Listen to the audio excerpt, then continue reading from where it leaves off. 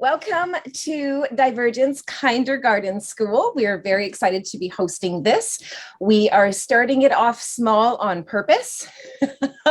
This will allow us to feel the energy of who is here a little bit easier and to be able to have a little bit more of an intimate platform where we can take personal questions, where we can work with each of you and, be able to help you get greater understandings of the seeds that we're trying to plant or the polishings that we are trying to give. So with that, what I want to do is I want to share my screen. We can see some beautiful loved ones on here. I'm going to keep it on our speaker view. And if you don't mind, if you can please put yourselves on mute. That way, just for recording purposes, when we launch this later, we've got a nice clean recording. That's wonderful. Thank you so much. Okay, so we're going to be jumping right into this. We have a lot of material that actually came through and we are excited to be sharing it with you. And one of the reasons for that is, Darren and I are very clear that we are about channeling information that needs to come in and to be able to give the world what it needs at the right moment and the right time. And so because our intentions are always rooted with the greatest and best and highest good of all involved in their greatest timelines, we have been advised to teach the superpower of your word, the spoken word and the unspoken word. And we have rated this level to be crawl, although a lot of the teachings we are going to be doing are going to be in the mediate to the advanced range as well. We do believe that this is where you start when it comes to your spirituality. If you want to attract different things in your life, you have to start managing your words, your frequency, your meat suit, your energetic field. And the best way and the easiest way to do that is by monitoring your words. And many people rip through them so quickly that they don't realize all of the energetic imprints that they are putting out, not only to themselves, to others, but also to the Earth's electromagnetic field. You are constantly imprinting the Earth and those around you. So when you when you think that, oh, I don't have any impact and it doesn't affect anyone, you better believe it does. And this is why we always are preaching to stay in your own lane, to do your own work, to manage your own home, because there's more than enough work for you to do there. And if we all just kept in our own lanes and we worked on ourselves and our own ascension, we would have less crashing into each other, less conflict, less pointing at each other's wounds and where we're bleeding from still. So this is a much kinder and softer approach that we're going to be taking as far as the power of your words, but there's a lot of great content in here. So let's go over the course outline. We're going to be talking about why words hold superpowers. So you're going to learn how words have specific vibrations, how science can measure them now, and certain exercises that you can do to be able to change your energetic output. So we're not going to be sitting here just telling you information that you already know, as far as, and at the same time, it wasn't too long ago that I really realized the impact that words have. And that's why when I was teaching my courses many years ago, that was the first lesson I started with my students, is to make sure you mind your words. And so we'll be able to give you exercises then so that you can start changing these parts about you. And again, this is such an in-depth course. I could talk about this and we could do multiple courses, which are going to end up bleeding off into them, especially when it comes to the intention part of this, because that is a big game changer. We're going to be inviting you to our Dïevergent Telegram intention page, where you can start to learn how to write intentions, learn how to put the proper words down so that the frequency you're putting out is actually attracting what you want to get. We're also going to talk about words are magic spells. Now, we're going to be talking some magic in this course. And, I'll be honest, as soon as I kept feeling it, I noticed I had a vibrational reaction to the word. And I had to kind of, again, go and feel the word and see why I was picking up some energy. And it went back to my programming. This is the whole point of doing these kind of courses. I was taught spells were bad. I taught magic was bad. Careful. Those are the works of the devil. So when we start to break it down, and you know what, this is one thing Darren and I are starting to realize as well, is when we've been taught something and for a really long time, and there are things that make us uncomfortable, we go look at them. In fact, we go running at them. There's something there. There's something they don't want us to know. So, and as I tapped into the energy of this and I went down these rabbit holes with my team, I learned so much. And this is the thing, I'm learning this hours before you are. This is being channeled in as we speak. I finished it literally an hour ago. I missed part of our meeting with one of our teams because I had to finish this up. And so again, when you understand that there's different forms of magic that you are constantly emitting, constantly casting, your words are spells and you're using them for white, black, or silent magic. There's a new one. It was a new one for me. Silent magic. Well, you're going to learn what that is. And you're going to realize why it's just as deadly as black magic. We're going to also talk about jail by words. So you're going to learn how our words create contracts, bondage, and cords to people, and how to identify and dissolve dysfunctional ones and then create new ones. So we're going to teach you how to tap into energies and frequencies that are not working anymore, that you've outgrown, that need upgrading, that need dissolving and transcension. So you're going to be able to identify them and then to be able to, you know, I don't like the word transmute, Darren doesn't like it either, but to be able to alchemize it and then to be able to create new ones by doing a few simple things. This is why this is such guarded and sacred information and why it was put in a whole bunch of different places so that we couldn't put it all together. Because once you realize how easy it is, it's shocking how quickly you can change your life, your vibration, and everything that you're attracting into your world. This is why it's considered a superpower. Then we're also going to talk about some word experiments. And Kim actually went down this rabbit hole for me in helping me put this together. And these are experiments that have been done with words on plants. There's been even ones that have been done on our bodies to show us the importance of controlling and directing our words properly and doing it at all times. This is not something you just monitor and do, you know, for 4 hours a day. The amount of monitoring is completely depicted and reflective of what you're receiving back. Because we always talk about this. Your outside world is a complete reflection of your inside world. You don't like what you're seeing, change the channel or tune yourself up. And that's what this will do, especially when we give you our KïnderGardën tools. So again, we are always about giving you things so that you can pull these out of your spiritual toolbox when these situations present themselves, because they will. This is why you're getting this information, is because this is the next step of your evolutionary spiritual journey. You need to rise. You need to do better.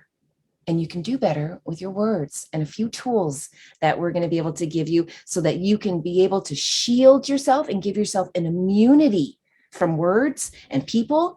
You can even transcend it or even dissolve and to redirect it for good.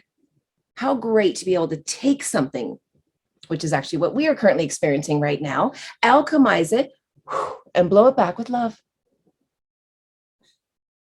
We are in the habit of sending back daggers. Dagger for dagger. Oh, if you give me one dagger, I'm going to give you 3. To infinity and beyond. Like, it's just ridiculous how much we hex each other, how much we put spells on each other. So at the end of it, we will talk about some energy messages, but what we've learned is that the messages usually come through in the middle, in the beginning, halfway through, all the way through actually. But of course, if you do have any questions, please put it in the chat. We've got Serena, we've got Kim, and we've got Ravina that are always monitoring that. We will always make sure that we answer your questions. So if anything comes up, there is no dumb question. There is no stupid question. They're only questions that with the intention of you wanting to learn and grow, and that's why we'll always spend the time to answer them. Okay, so Kim, do you have something? I do. I just want to take a moment for us to take a step back and look at where words are in our life, just to see exactly the impact and the immensity that it has. It's obviously what we write, what we speak, what we think. It's in music. It's all over social media. It's work. It's down to the apps on your phone. There's words. Like just the signs on the streets that you see. It's so big that we talk about, sorry, my bird in the background, that we talk about, the power of your word, but also where are the words, especially when we start touching on spells, that is going to be very big. It's a lot grander than we've been led to believe as well. Absolutely. Fantastic. Thank you for sharing that.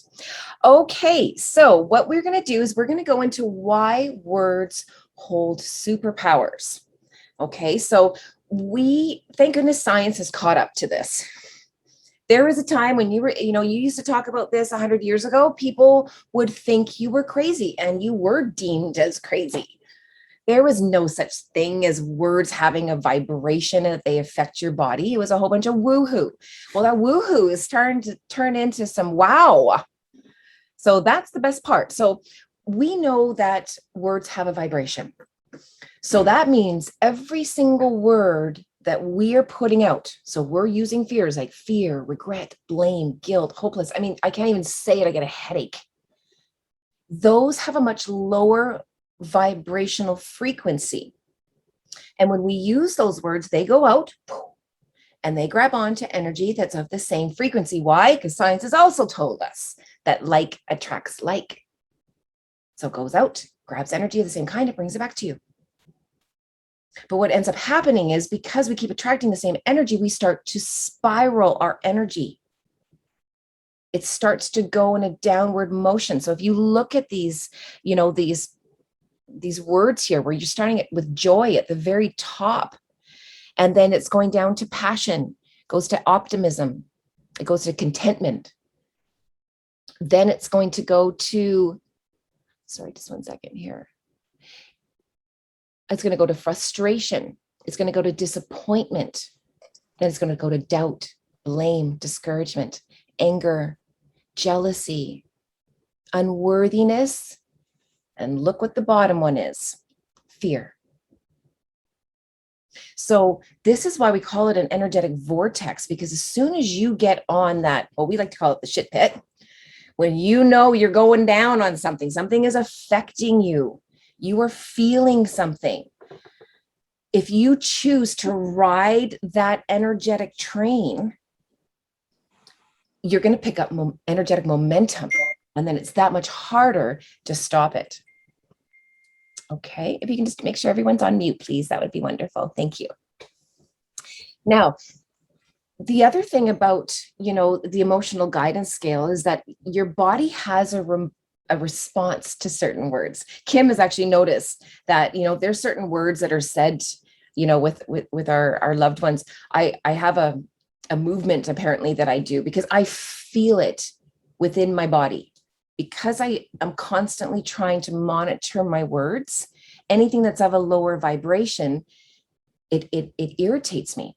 And this is what's so wonderful, because when you can get onto a vibration where you are always maintaining your output, anything that you hear, anyone that says something to you, you're going to notice the news is going to be harder to watch. Commercials are harder to watch. Being around family members or people that they just feel like energy vampires, because that's what it is. We talked about this just on our strategic council, that, it sucks you in, it draws you down. When people of a higher frequency mix with people of a lower frequency, they get irritated. It bugs them.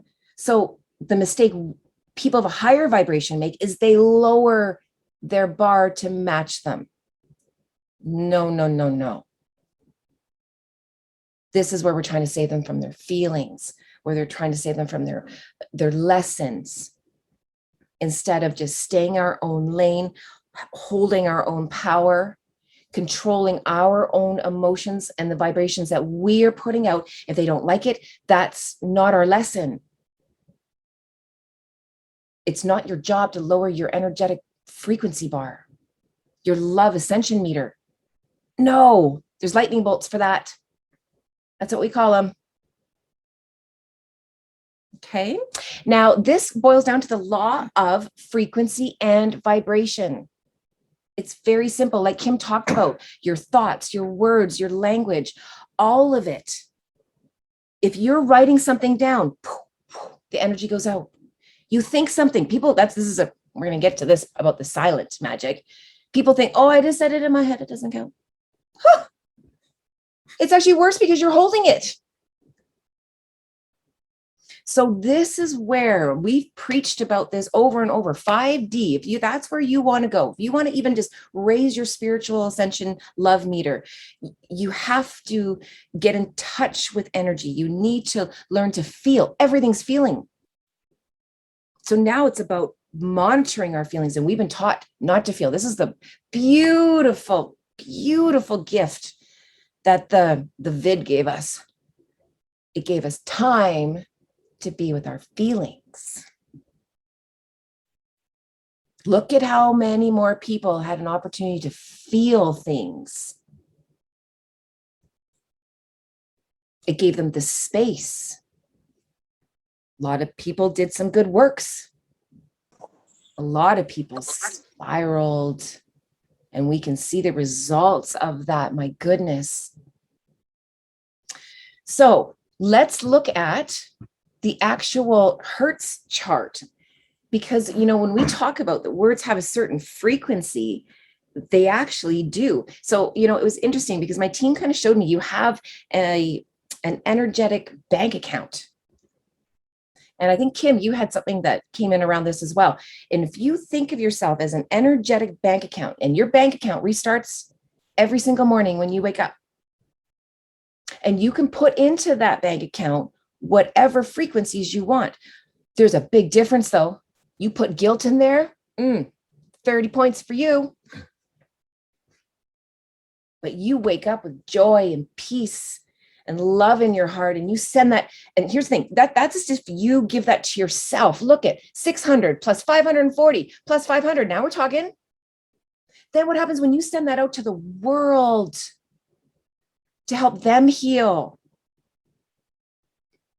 Just being on the vibration of wanting to give that energy magnifies that. Do you know what happens to your energetic bank account? Your love ascension scale? Whew. Huge. The reason at the end of the day for wanting to get control and be able to manage our thoughts, our words, our intentions, our feelings, or so that we can develop this energetic bubble of peace and happiness, joy, love, etc. Through acceptance of failures in the past, misguided emotions, things of this nature, we can correct and fix a lot of this with just by simply redirecting words or placing different intentions or conscious timestamps on our words that come out of our mouth at any given moment. We can literally be healing ourselves on the fly, real time, as we go, if we are projecting and living in that state of consciousness. Again, if you're staying or if you're stuck with shame, guilt, apathy, grief, fear, anger, all those ones, you are stuck at the lower echelon of this chart. So start to change those. This takes a little bit of practice, though. This takes a little bit of patience. Give yourself the space to get better at doing this. That's the most important lesson here. You're not going to go from zero to hero overnight. It is taking us years to finally kind of get our heads wrapped around what's going on. Why? Because a lot of current academia out there has perverted the course of these truths, or they've plainly hidden these things from us so that we were left vulnerable to attack. We didn't understand the importance of what these processes are, but they wanted to control our ability to either come into knowing these things or not coming into knowing them. So they were going to fill our state of being with their agenda, thereby cutting ourselves off of something greater. So to get to those places of happiness, start your morning with your deposit. Wake up with your stretch and your yawn and whatever it is you love to do first thing in the morning. Find that moment in time to make a deposit, make a reposit, drop something energetically blissful. Don't drop the negative. If you catch yourself dropping a negative, go, whoa, whoa, whoa, hit stop, rewind that tape, start again, and correct it. As soon as spirit, consciousness, the fifth dimension recognizes your effort, you are rewarded instantly. You instantly feel better. Your cells respond better. And as Jody and the Queens would show you here in a minute, you're going to see the evidence of this in things like household plants. When you tell a plant, I hate you, what do you think happens to the plant? When you tell the plant, oh boy, I love you, what do you think happens to the plant? If you think our words, our intentions, these things are not important, we hope you pay particular attention to what we're trying to tell you. But my gut feeling is you loved ones are on vibe with this. You know where this is going, because this, at the end of the day, is fundamentally critical for us to get to where we're all trying to go.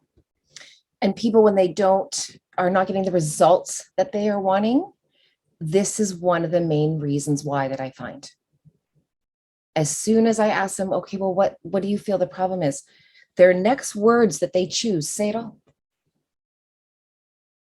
So ask yourself, why am I not getting this in my life? And notice the language that you use. And then add up your score. And then intentionally and consciously alchemize it so that you are now changing the frequency you're putting out to ask for things of a higher vibration, and add up that. And then look at those two numbers and then see a correlation. Because whatever you are putting out is in complete relation to what you're getting back.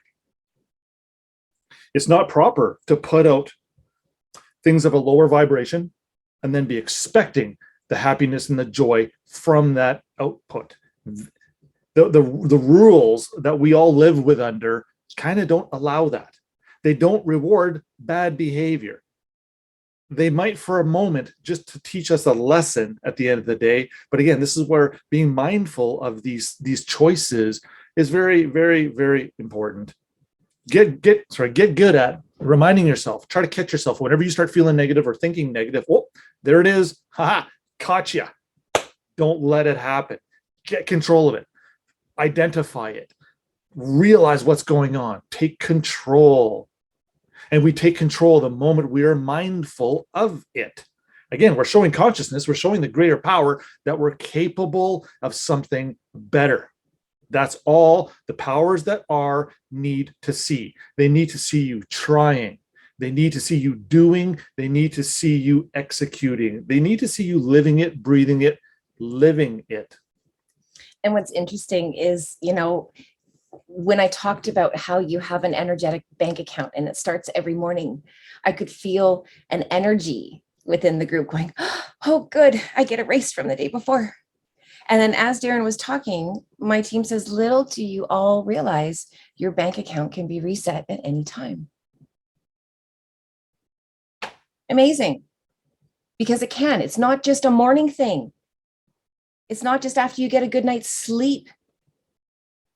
It's when you decide, you know what? Reset. I am clearing that bank account. I'm clearing that energetic, yucky residue. And then you put a new deposit in. How do you put a new deposit in? You use higher vibrational words.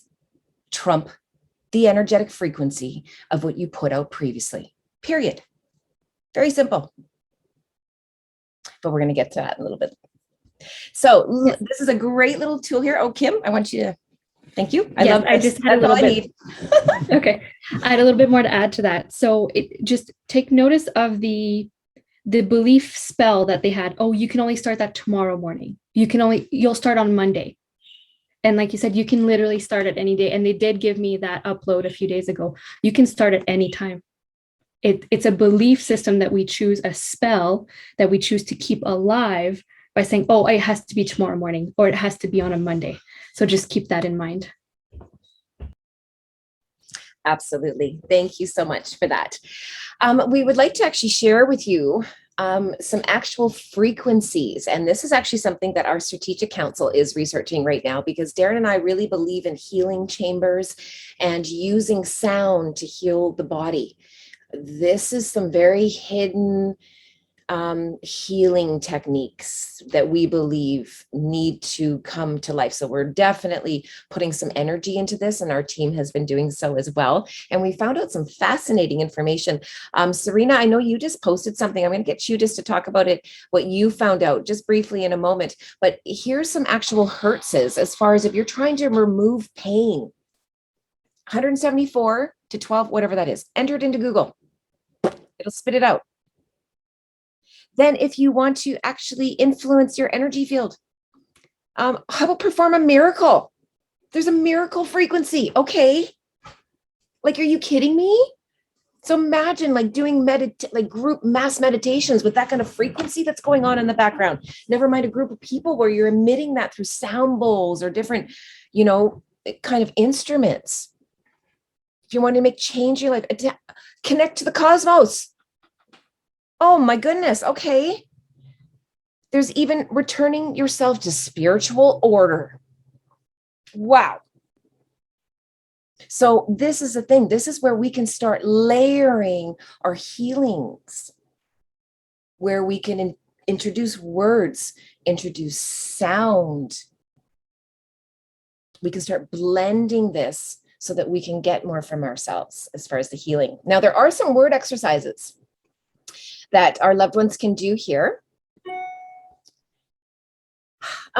We have that old expression, and I know you have heard of it. Sticks and stones may break my bones, but words can never hurt me.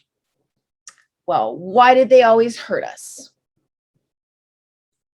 So words can hurt, but again, only if you let them. That's the piece of the pie. That's the secret ingredient they removed. This is all, again, about now starting to blend and connect dots and messages. Now, these are some messages, loved ones, that you can actually do to notice the conversations or the words that actually affect you. Because again, if we are going to start emitting and start, being conscious of our frequency and the words that we're using, we're going to have to start feeling more. So we're going to have to start connecting and setting intentions to connect to energy of noticing when people say certain words, how it makes us feel, how we communicate with other people. When people say certain stories or of things of a certain frequency, how our body reacts. Do we lose our appetite? Do we get tired? So think back even today on some conversations that you had with some people, and notice if any of these things happen to you. Notice the word choices that these people or yourself made, and start to see if you can begin to see a correlation with the frequency in which it was sent out in versus how it was received with you and how that affected your body. So by tuning into these connections and these feelings, you're going to start to be able to notice people that, number one, you get tired or exhausted from. People that you felt or seemed, or that you immediately did not like. As soon as you felt their energy, you didn't even have to talk to them. You could just tell. You felt excited and energized in someone's presence. Think of those people, the ones that make you feel good about yourself. But here's the thing, those people could be filling your cup. So this is where the next one comes in. What about an energy exchange between both parties where both of you got your cups filled? These are the people that we encourage you to look for. Because now more than ever, now that this line is coming in the sand, people are becoming more and more clear on what they stand for, who makes them feel good. People that like certain things in their bodies versus people that don't like certain things in their body. It's starting to get harder and harder to be around those people, is what we are feeling and what a lot of our loved ones have expressed to us. So it becomes, now what? Do you lower your bar? Do you start speaking their language? Or do you hold your space, stay in your lane, do your own work, maintain your own vibration, and control who has access to you? That becomes the question. So anybody that is privy to some of the things that I, specifically Dïevergent and myself, talk about online, whether it's my Facebook profile, or whatever it is that wherever I'm dropping my words, keeping in mind that I spend a lot of time with every word and its placement and the context that I'm using it, because I understand and I realize that everything that I put out there is going to have an impact. So again, I'm very cognitive, or I'm very conscious of how I do and why I do it. A lot of people say I talk in riddles all the time. Well, again, this is for me to stimulate you and others through words to get you to start moving energy through your consciousness. And 5D can be a different language to say.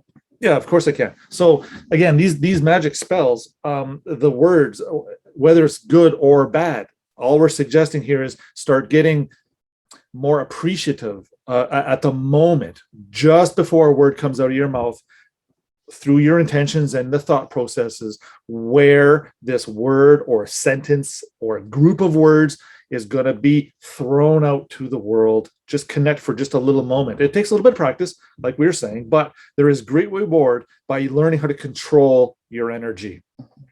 And this takes us into the next portion, where words are magic spells. Now, notice your body as I said that word. Spells. Feel the vibration right now, loved ones, of that word. Say it to yourself, spell. Now, we have been taught to fear magic and to be in awe of it, mostly because we didn't understand it. But when I was, again, doing this whole spell thing, I had a physical reaction to it, because what we've been taught is that spells are dark. They're black. They're the works of Satan. Stay away. But one thing we continue to try and teach our loved ones is, if there is bad in something, there is good in something. If something is bad energetically, and you know how to energetically alchemize it to change it into something different, why wouldn't we do that? That's magic. Now let's define actually what magic is. They're like, to help the loved ones understand what magic is. Okay, here it is. I actually giggled all the way through it once I read it. Magic is the art of directing and controlling energy using natural forces such as sound and thought to produce a desired effect. I'm going to read it again. It's just that good. It sometimes just takes another one just to kind of get it in. The magic is the art of directing and controlling energy using natural forces, sound and thought to produce a desired effect. Which means that magic is the art of directing and controlling energy. Huge. We can make magic with our words, because your word is the power that you have to create, and all the magic you possess, there's another word, is based on your words. Now, they wanted to have a little history of words, because we're learning, especially with divergence, we like to go back to the origins. They're sometimes tricky to find, but let me tell you, there's some eye-opening truths, because a lot of us have just been given 3-word answers for most of things that we just ask, Mom, what's this mean? Dad, what's this mean? And we just took it for point value. But listen to the history of the words. School teaches us the alphabet, which is made of letters that are designed based on sacred geometry. That's fascinating to me. Think about that. That letters are sacred geometry. And these letters are ideograms, which are written symbols that represent ideas. They're no different than those little squigglies that are on caves. After we learn the alphabet, we are taught how to spell using the letters of the alphabet. This is to prepare you to cast magic spells through the use of spelling. Did you notice the terms magic spell and spelling have the word spell in them? This is no accident. The hidden intent of spelling is to cast magic spells. So the reason that they teach you how to spell words correctly and in a certain order, certain letters, certain geometry, place it exactly this way, do it every time, because it strengthens the magic's effect. And when we kind of really understand that, that's why they're showing even written. So important. Texting, typing, careful loved ones, can'ts, won'ts, shouldn'ts, low vibrational words. Because here's the thing, you put it on there and it stays there and it just energetically feeds, whether that's on a chat, whether that's on someone's page, whether that's something that you tell yourself. It now becomes about what kind of a spell, what kind of, a energetic frequency are you going to put out? Are you going to do black magic? You can do white magic. It's your choice. You're doing it either way. You could say, I don't really want to do any of this spell stuff. This is magic. No, it's scaring. You're doing it whether you realize it or not. And here's the other thing. You're actually being controlled by it right now, by the powers and the dark beings that are out there. They love this kind of stuff. So now it's about realizing the spells they've been putting on us, the programming that they've just been pounding us with, so that all of a sudden we're going, you know what? I don't really like how that makes me feel. Kim. What they just showed me is propaganda is organized spells. Yeah, fear through time. Yep. Yeah. So I mentioned this earlier, that when we are casting these spells, for good or bad, these thoughts and these vibrations are imprinting on the Earth's magnetic field or its magic field. This is the energy field that creates the reality for Earth. Loved ones. So not only are we crashing into each other with our emotional carts and pointing at everybody's wounds and where we're wrong and where we're bleeding and where we need help, where we're broken. But sorry, I just lost my point here. But we're also going and imprinting it on this energetic field. And what's going on right now in the Earth, do you know how many people are emitting a frequency that is not for the Earth's magnetic field's best and highest good? That is not going to help Earth operate in its highest timeline? Which means it's up to you. It's up to me. Stay in your lane. Monitor your frequency at all times. If anything, turn it up. Ooze high vibrations. Don't let anything exit your mouth, your thoughts, your hands, unless it has been screened with the intent of the universe helping you to emit the highest frequency possible. Huge. So what magic are you feeding? Okay. Kim, did you have anything? So I just found something while you were speaking, is that before the earth was vibrating at 7.83 hertz, and they say in the last year it's gone up to 8 hertz. So it's almost, how we talk everything is subrogated, the propaganda has caused many of us to ascend, and they're tingling, so I think they like that. It has ascended earth. And so we're at about an 8 right now, and 16 is audible to humans. So we're halfway there. We're getting there. Amazing. And we start doing this kind of stuff and getting that kind of information out. We start joining forces around the world. Loved ones, this is why we show up for you. This is why we say, just show up. And if you just do even just a little bit of work, great. That's going to add to the collective. And, when I was actually doing this course, they wanted me to teach on white magic, black magic, and then the silent magic.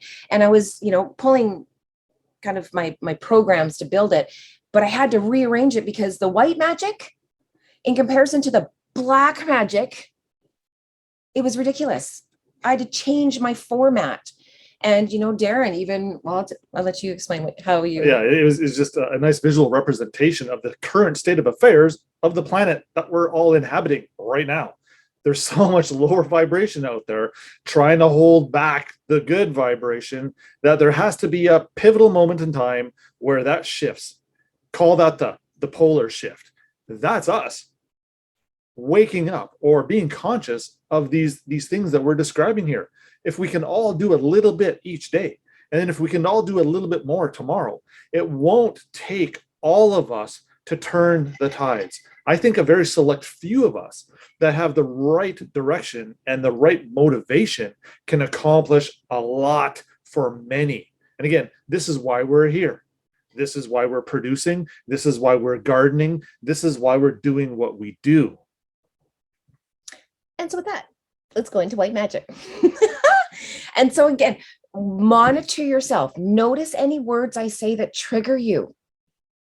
Again, this is not about what I'm saying to you. It's about how your body is responding and the energy that's in your body and how it's resonating with the words and the frequency coming at it.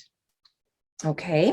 So when we talk about white magic, this is the magic that resides in all of us to do good and to be kind to one another. But here's the thing, your awareness of it is one of the most powerful superpowers that you have. When you realize the ability of the magic that you can bestow on yourself, that you can help others with that are not at a place where they can do that, this is where we can start to transform our world. And examples of doing this are doing healings, any kind of healings with your spiritual team. If you're connecting with a higher source and you're setting intentions of healing yourself or others, white magic, Reiki, one of my favorites. Love Reiki. If you are setting high vibrational intentions, you're sending out white magic. You're casting a beautiful spell out there. And when you do mass or personal meditations, beautiful. Let that come in. Work with the higher beings in different dimensions. They're wanting to connect right now. White magic. Now, you can strengthen and increase your magic and manifesting ability by using higher vibrational words when casting spells. So now that you're aware of this, maybe you did meditations, maybe you did Reiki, maybe you work with your spiritual team. Now what you can do is you can set intentions. Okay, I was listening to Divergence and they were talking about using higher vibrational words. So first of all, team, help me become aware of when I'm using lower vibrational words so I can turn up the volume. That's one amazing thing. And then you can set spells and set intentions to be able to help heal the world. When you start doing things like this, when you start using different high vibration, I mean, now that you have the scale, pull those the top 5, just use those words. Don't use, oh, how are you doing today? Oh, good. How are you doing today? Enlightened. Try that one. Use words that are just out of your vocabulary, that are just so outrageously happy that anyone listening to it, it cracks them up. Good. Then you're casting more of this beautiful white magic. It's the sprinkle sauce. It's the beautiful isms and high vibration and what's the word I'm looking for? It's awesome sauce. That's what I love. Jazz, I'll get to you in just one moment. I just want to finish up the white magic here. Now, like I mentioned, you want to use higher vibrational words when you're casting spells and use it for good. This is the difference between black magic and good magic. It's pretty simple. You're going to either use high vibrational words when you're talking to yourself, because be clear, I know I'm talking a lot about the casting of the spells that you're doing to other people. I'm more concerned, especially when I work with my queens, on the casts of spells you're putting on yourself. What are you saying to yourself? What are you programming with yourself? What contracts and sentences are you putting on yourself because of an old program running? A spell that was cast on you that maybe you were too young to understand, or the conditions that you were under, you personalized it. So this is now about us learning to be brave enough to feel, to know that we got the proper tools so that whatever comes up, we're able to redirect it. We're able to dissolve it. We're able to now heal those wounds within ourselves so that we can start emitting and putting out a different energy. I want to talk about a white magic that I do all the time.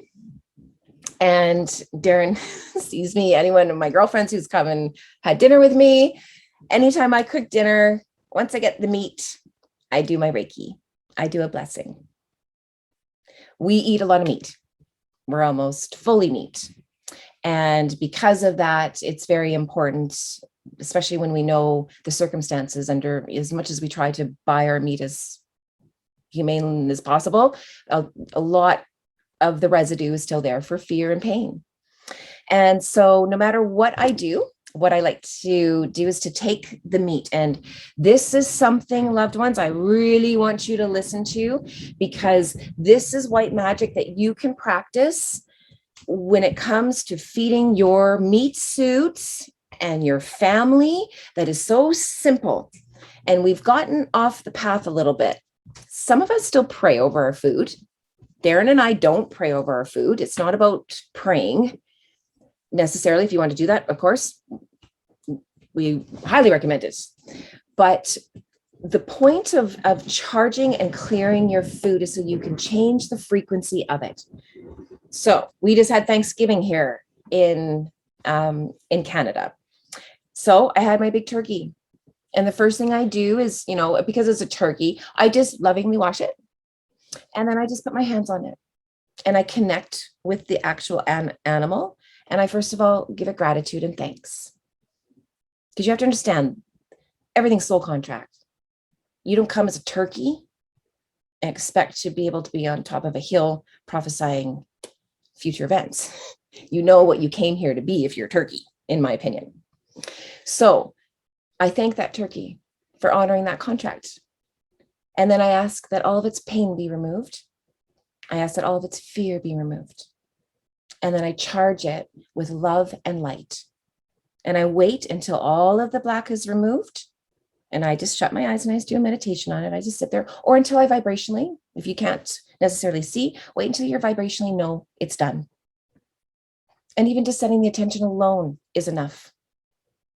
And so I charge it, and then I ask that anyone who eats it receive the exact nutrition that they need and allow their bodies to easily discard anything from this meal that they don't need or that isn't good for them. So that it personalizes the meat. Anything can be changed. Anything can be charged. We can turn anything into whatever vibration we want. If we can change dead water into a crystal, what do you think we can do with our bodies when we start treating it right? What do you think we can start doing for our animals in honoring them if we do choose to eat them? And so these simple little techniques, even if it's an apple, charge it, clear it of any poisons, any chemicals. It's that easy. If you don't think that you can get rid of pesticides by giving it energy, we need to work on what you know of energy. You can. Let's start transmuting. Let's start changing. Let's start transcending, alchemizing energy of all kinds. We see something that's not dirty or that's dirty, anything that's unclean, anything that we want to give love to. The universe doesn't speak English. It speaks frequency. What frequency are you emitting? And, excuse me. And again, this is where the younger we get our heads wrapped around this stuff, the better opportunities shall befall all of us. Don't feel, oh, I'm so behind the curve. I'm 68 years old. I'm just starting all this now. No, the fact that you're starting is all that counts. Appreciate the moment. You can make such a difference right now. You can actually make up for the, oh my God, I haven't been doing this for 10 years. I'm so far behind. Wrong.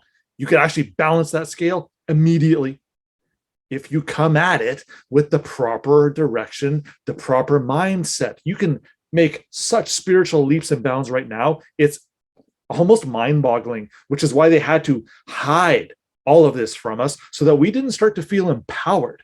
Once we started to feel empowered, guess who or guess what slave masters frown on that, right? And again, it won't take all of the slaves to break out. It only will take a few to show the rest the way. So for those of us who continually search for the truth, find the justice, the honor, and the integrity through words, actions, behavior is so important. You've probably been like this your whole life, but that system was trying to beat it out of you. Why is that? Why was there such a conflict? Why have we been persecuted our entire lives? Why have we been fed an agenda that was meant to suppress us? Again, I may not be the sharpest stick in the forest, but I'm looking at what's out there and I see nothing but an attempt to pull the wool over our eyes, fool us, deceive us into something so that we just blindly go where we are led. Which is why it's important that someone comes along, pulls that mask off, shakes us, slaps us a little bit, wakes us up, pours cold water on your face, whatever it takes to get us to change the way we formerly did things. And this is the thing.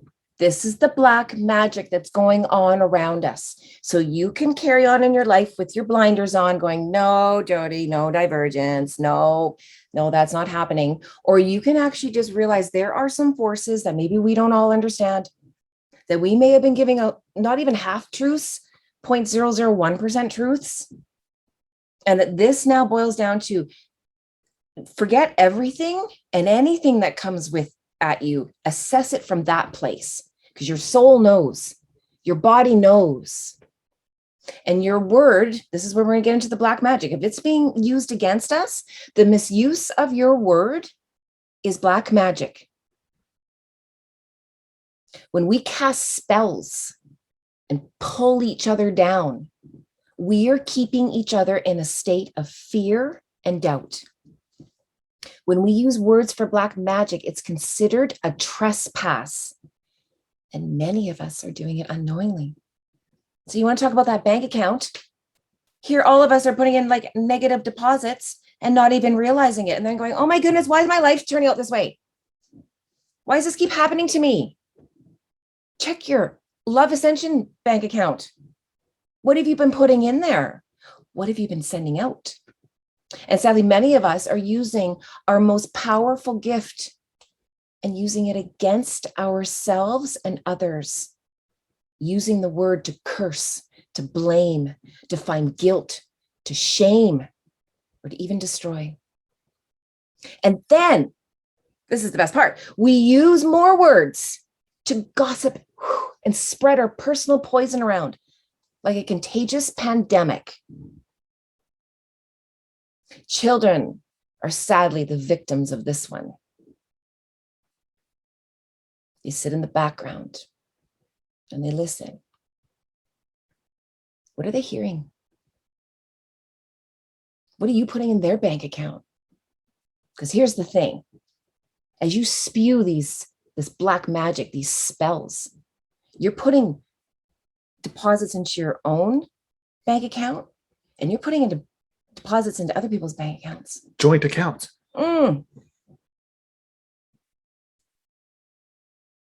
So what ends up happening, loved ones, is we create cords.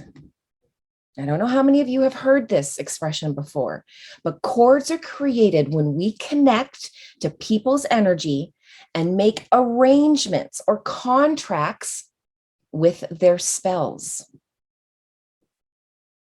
So somebody says something to us. And this is the sad thing. We have love cords and we have not so love cords. We have dysfunctional cords and non-dysfunctional healthy cords.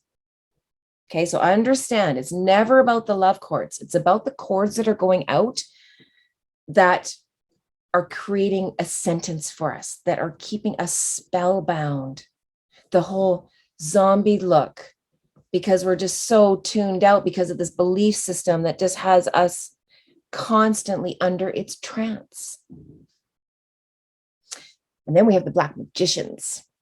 Let's talk about them. These are people who intentionally spread a virus. They seek revenge with the intent of spreading poison about another person so that they feel bad about themselves. These are people who do calculated efforts to bring other people down.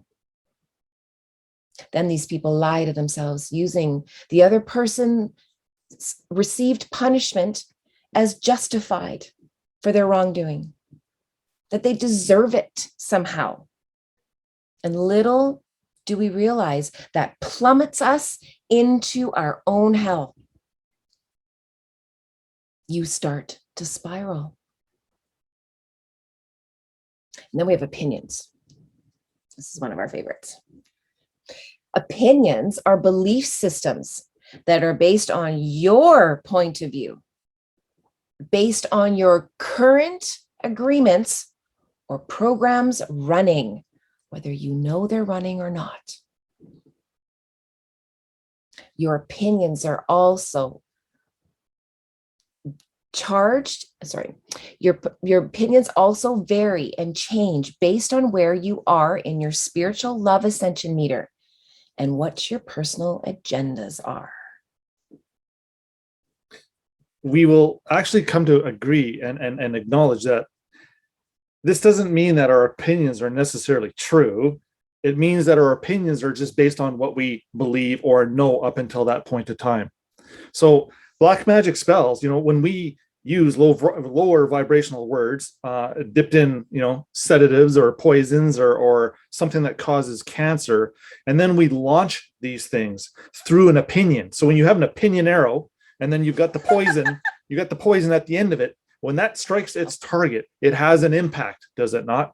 So spiritual arrows or these metaphorical arrows that we are sending out, they can have, hearts attached to them like Cupid, or they can actually have a devastating, deathly effect. Depending on whoever's launching these arrows, it's very important to understand you had a choice before you fired that thing. Now that choice is exercisable at every split moment before we do act, think, or say something. So spreading these arrows or these words onto others, again, this is where the virus, given our state of affairs today, is very relatable. So we can literally feel right about our opinions, making us feel good about ourselves, but sometimes that's going to come at a cost to others. Now, this is where it gets a little bit sketchy, or this is where it gets a little bit, we've been programmed to not want to hurt other people's feelings, but sometimes we find ourselves doing that when we speak the truth. This is why we found it's hard to actually speak the truth, because we know it's going to hurt people's feelings sometimes. So I'd rather just not. I'd rather either bend the truth a little bit, not quite present it that way, or shelter that recipient from the trueness of the moment. That is actually disserving them, yourself, and the watchers that are paying attention to what we're doing.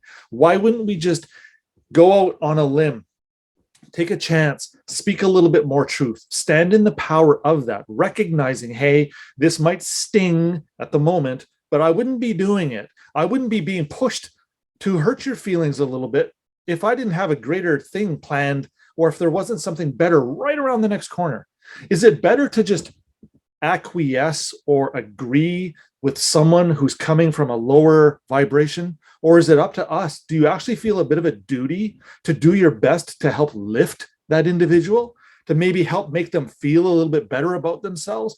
Well, sometimes the quickest way to feeling better is to rip that Band-Aid right off. Get into that scab, pull that thing right off, shine it with light, truth, and love, and let the healing begin. If you keep that wound covered, if you are afraid because it's a little bit painful under there, you're afraid to embrace the situation. You healed it enough. Yeah, we've done enough. Wrong. Even when you think you've done enough, do more. Because you know what? What we're finding is we always seem to fall a little bit short somewhere. There always seems to be one more little rock that we should have overturned and thought, oh, I could have did a little bit more work right there. Shit, now I got to go back and go do that one. You know what? While you're there the first time, do it all. That's how we really start to make progress. When you find yourself always having to go back and clean up little messes in the corner that you missed when you were spiritually vacuuming, we're wasting time, because now we're just going around in circles. We're actually not getting where we need to go. After vacuuming's done, I'd rather go out and borrow my neighbor's lawnmower and cut the grass. And there it is. You just always got to throw the lawnmower in there, don't you? Take advantage of the moment. Use words to better ourselves. And again, Jody was talking about curses just a moment ago. This is why, believe it or not, things are unfolding as we speak online for me and Jody regarding certain individuals out in online world who are, let's just say, in a bit of a conflict with what we're trying to do and what we're trying to teach people at the moment. The word curses was brought into our current situation on purpose so that we can actually speak about them right now. I'm currently involved in a situation today where I'm literally being called out and being accused of putting curses on people. But I want you all to take a moment. If you haven't seen some of these posts, if you don't mind taking 3 minutes out of your day when you have the opportunity, go back and actually look at some of the words that were chosen. Some of these words actually lay facts down, and then I literally step back. I let people curse themselves. I then show up to enforce the curse by showing the wrongdoing in the words that the other party is choosing to use. I'm not laying the curse down. What I'm suggesting is, hey, you're treading on thin ice. You may be going into a situation where you may be reaping something that you're about to sow, and you may want to check yourself before you do it. Because once you do it, I'm right here to shine light, sunshine on it. I'm here to water it. I'm here to put extra fertilizer on it so that as the public can see the beanstalk of darkness that you're trying to plant, I'm trying to show and shed light on a specific situation using this word curses. You will find, and I actually encourage all of you, again, I'm thinking that most of you have seen my posts as of late. Look at the words carefully. Feel them as Jody and the Queens are describing. I do not do anything without a lot of meticulousness attached to it. I'm very artful with the way I do things, but I do them for good reason. Yeah, it may be ripping a Band-Aid off at the moment, but you know what? Allow that wound to heal. I'm not going to do anything that really, really compromises your state of being. I'm just here to shake you a little bit. Some people I'm here to shake a lot of bit. Fine. I take full credit. I take full accountability for that because I'm trying to do and show something that's a little bit different. Now, with the choice of the words that these individuals are using, watch how they go sideways. Watch how they start to react to a situation. Instead of humbling themselves and saying, hey, you know what? You may be right. I may have made a mistake. And in admitting the possibility of making a mistake, therein lies the potential for incredible growth. If you're a party of anything that I've been attached to here lately, I actually had to own a mistake that I made just the other day when a former loved one has suggested that she wants her birth certificate back. She wants it returned.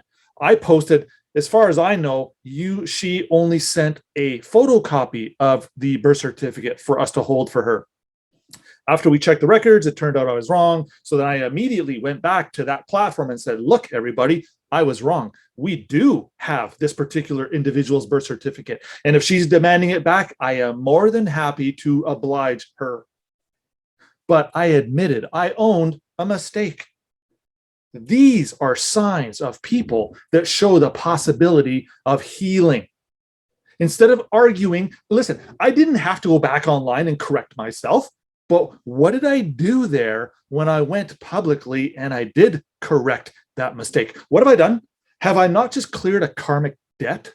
Have I not just sort of set the record straight? Have I not just ascended a little bit by saying, hey, I'm a little bit stronger because I can stand in my confidence if I make a mistake and I will learn from it. And I hope by doing so, I show and teach others, we show others, teach others how there is a little bit of vulnerability when we are in a position where I have to be humble here for a moment. Yes, I made a mistake. Please forgive me. But you know what? Don't fear that vulnerability because right around the corner is an incredible step in growth. That's the system, that's the process, that's the progress that we're all looking for. So stay tuned because what this gentlemen's and others have actually prompted me to do, believe this or not, through the course of yesterday and today's actions. And again, I don't need to name the gentleman that I'm talking about online. All you got to do is go on my Facebook profile and you'll see it. What this gentleman has actually kind of prompted me to realize is that I have been missing an opportunity. This gentleman has his own kind of a TV show where he brings in special guests on special events and they talk about things for, an hour, 2 or 3. I look at that as, okay, he's on the right track. I've been on the right track, but I'm kind of failing everybody. This is what I want to do. I'm going to go live every day for an hour. I'm thinking for now, for when this starts, I'm going to go online on a Zoom. I'm just going to open it up at about 4:30 my time. Doesn't matter what I'm doing. If I'm sitting on the computer drafting documents to help people, if I'm outside borrowing my neighbor's lawnmower to do things, if I'm sitting in the sunshine meditating, I don't care. I'm going to flip the computer open. I'm going to hit Zoom, record, start. Whoever wants to jump on for that 1 hour to pepper me with whatever, I don't care what it is. It's going to be an open forum. Talk about whatever. If you want to talk about your case, if you want to talk about equity, if you want to talk about the Dïevergent5 strategic think tank, if you want to talk about KïnderGardën, if you want to tell me what your dreams are, go ahead. I'm going to be able to factor you in to whatever it is I'm doing. That's an hour every day. Because I look at this going, you know what? I spend the bulk of my day sitting here playing on the computer, doing what I do, mentoring, showing people everything I've come to understand and appreciate. Why wouldn't I kind of do what this other gentleman is doing once a week or once a month? Why don't I do it every day? And I'm thinking, how could I not be doing this? What an opportunity I will be, sharing with others.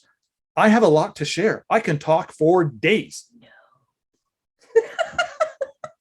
I can talk for days while I'm building a house. That's what my point here is. Literally, I can build a house by myself. I have a lot of construction skills. I can literally have cameras pointing at me. The queens can be following me around, moderating the conversations adding things, removing things, pushing paperwork around, all the processes that we're talking about. I'm thinking, I apologize because I've been doing you all a disservice, because I should be actually stepping up even more than I already do. I should be giving more than I already give. Why wouldn't I? I'm wasting opportunity. So watch how mindful I am with my words and the sentences I put together and the efforts that I put forth. I'm here at your disposal. Starting tomorrow, 4:30 our time. Be there. And so it is. That's the power of words. Kim, did you have something? I did. I wanted to touch on something Darren talked about when, you corrected the record pretty much by saying, hey, I came into information that changed. Now, let's say you don't correct the record. It is, but and that is basically leading us into the next one. It is silent magic in your karmic debt. And now you're collecting interest because and you're keeping that spell alive in your mind. So think about it. So by changing, correcting, transmuting that, hey, I made a mistake, or whatever the situation may be, you're no longer going to be collecting karmic debt interest on that.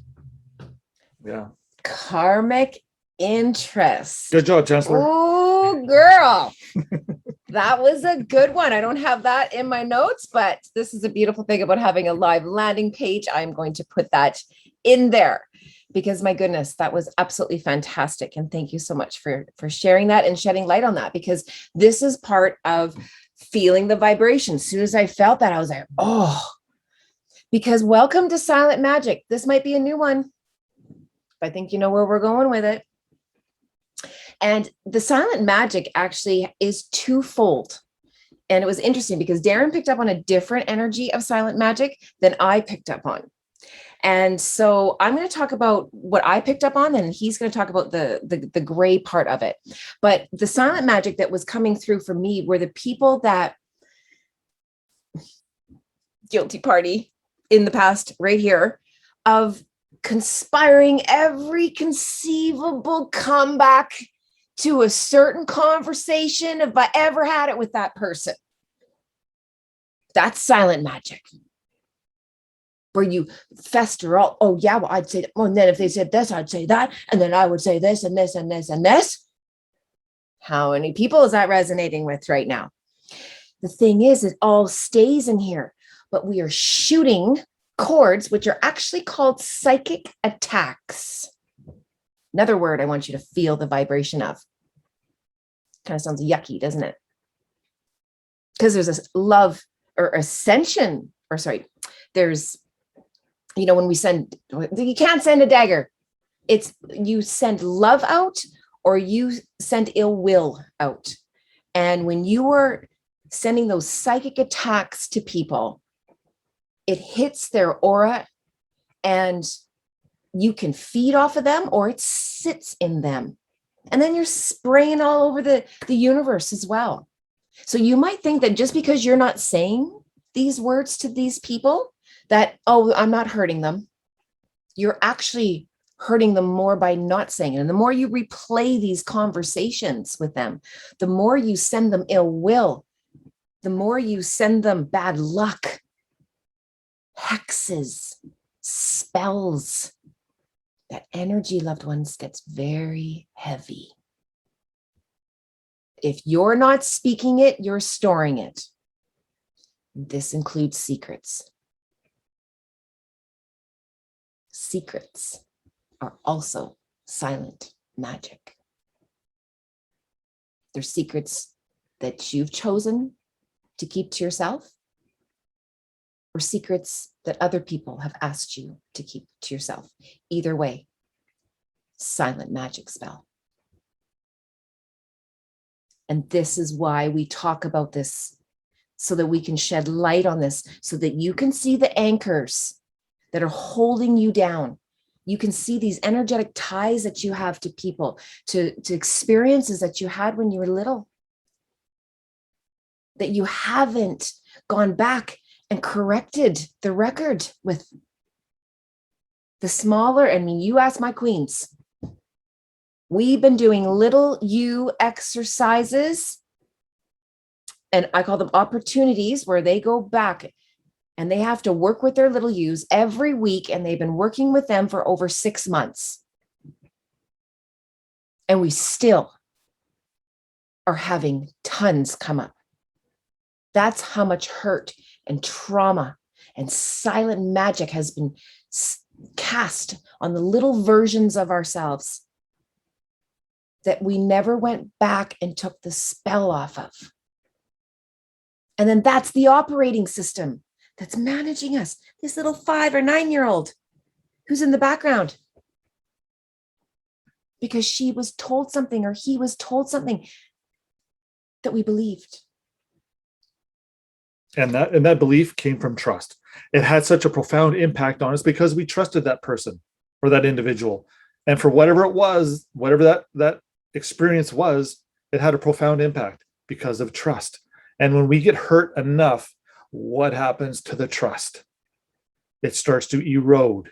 And after enough erosion, there's nothing left to protect us from these attacks now. We are left so wide open and so vulnerable, we literally want to go crawl into the bottom of the closet, cover ourselves with blankets and pillows, and close the door and turn off the lights. We literally want to hide. And we're asking for us individually, queens, loved ones, and the like, to find the strength to stand up, kick the pillows and the blankets aside, turn on the light, find the door, step out of the closet.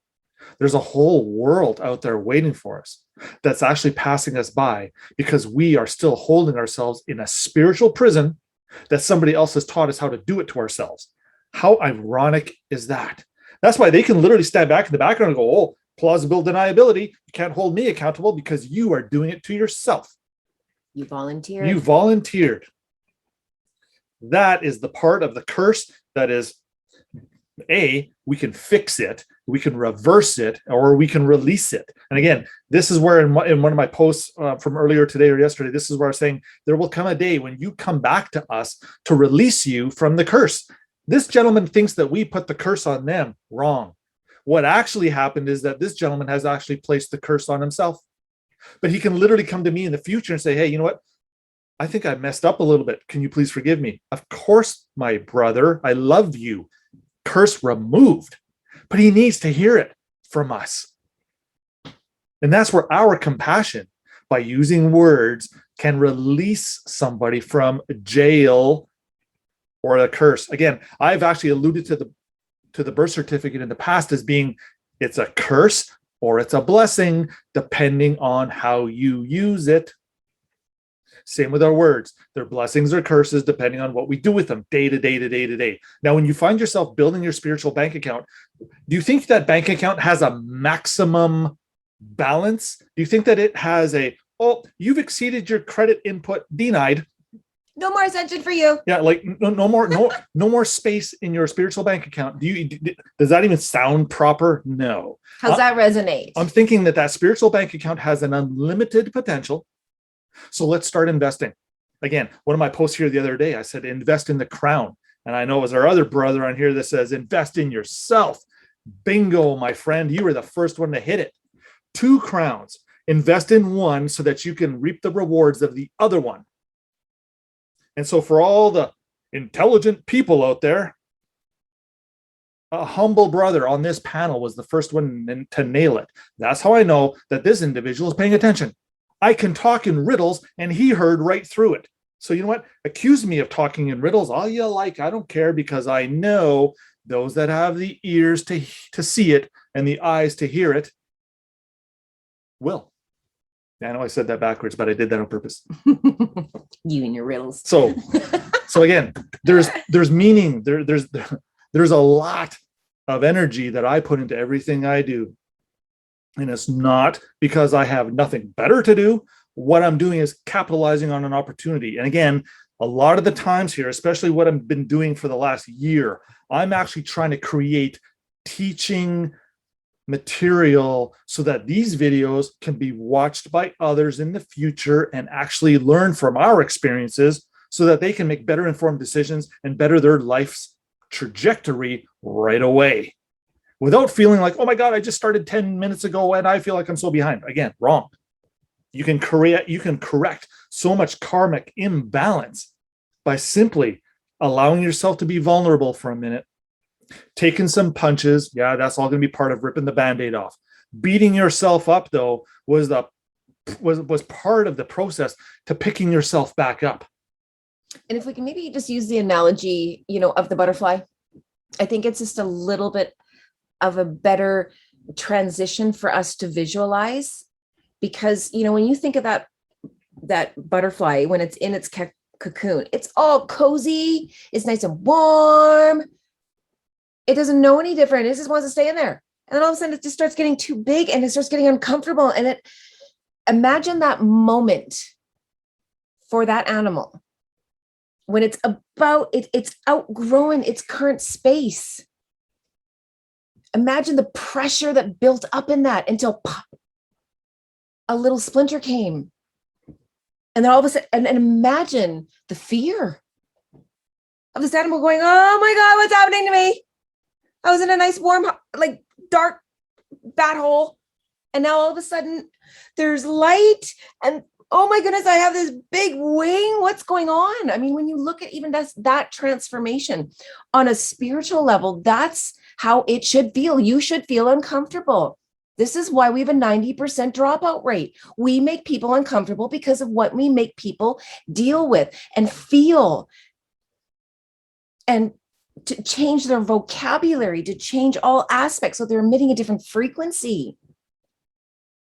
And, when we talk about jail by words here, if we're going around putting spells on one another, like a bunch of magicians, we have the ability to choose if we're putting good spells out or bad spells. And keep in mind the jail cells that we are creating and walking into for ourselves and slamming the door behind.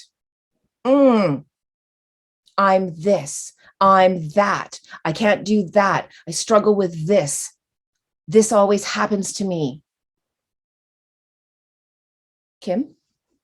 Okay, perfect. That's perfect into what they said. They said silent magic is very potent because it's usually where we are most honest with ourselves. Like we said, we don't always say the truth to others because we don't want to hurt them. And others, that means others do the same.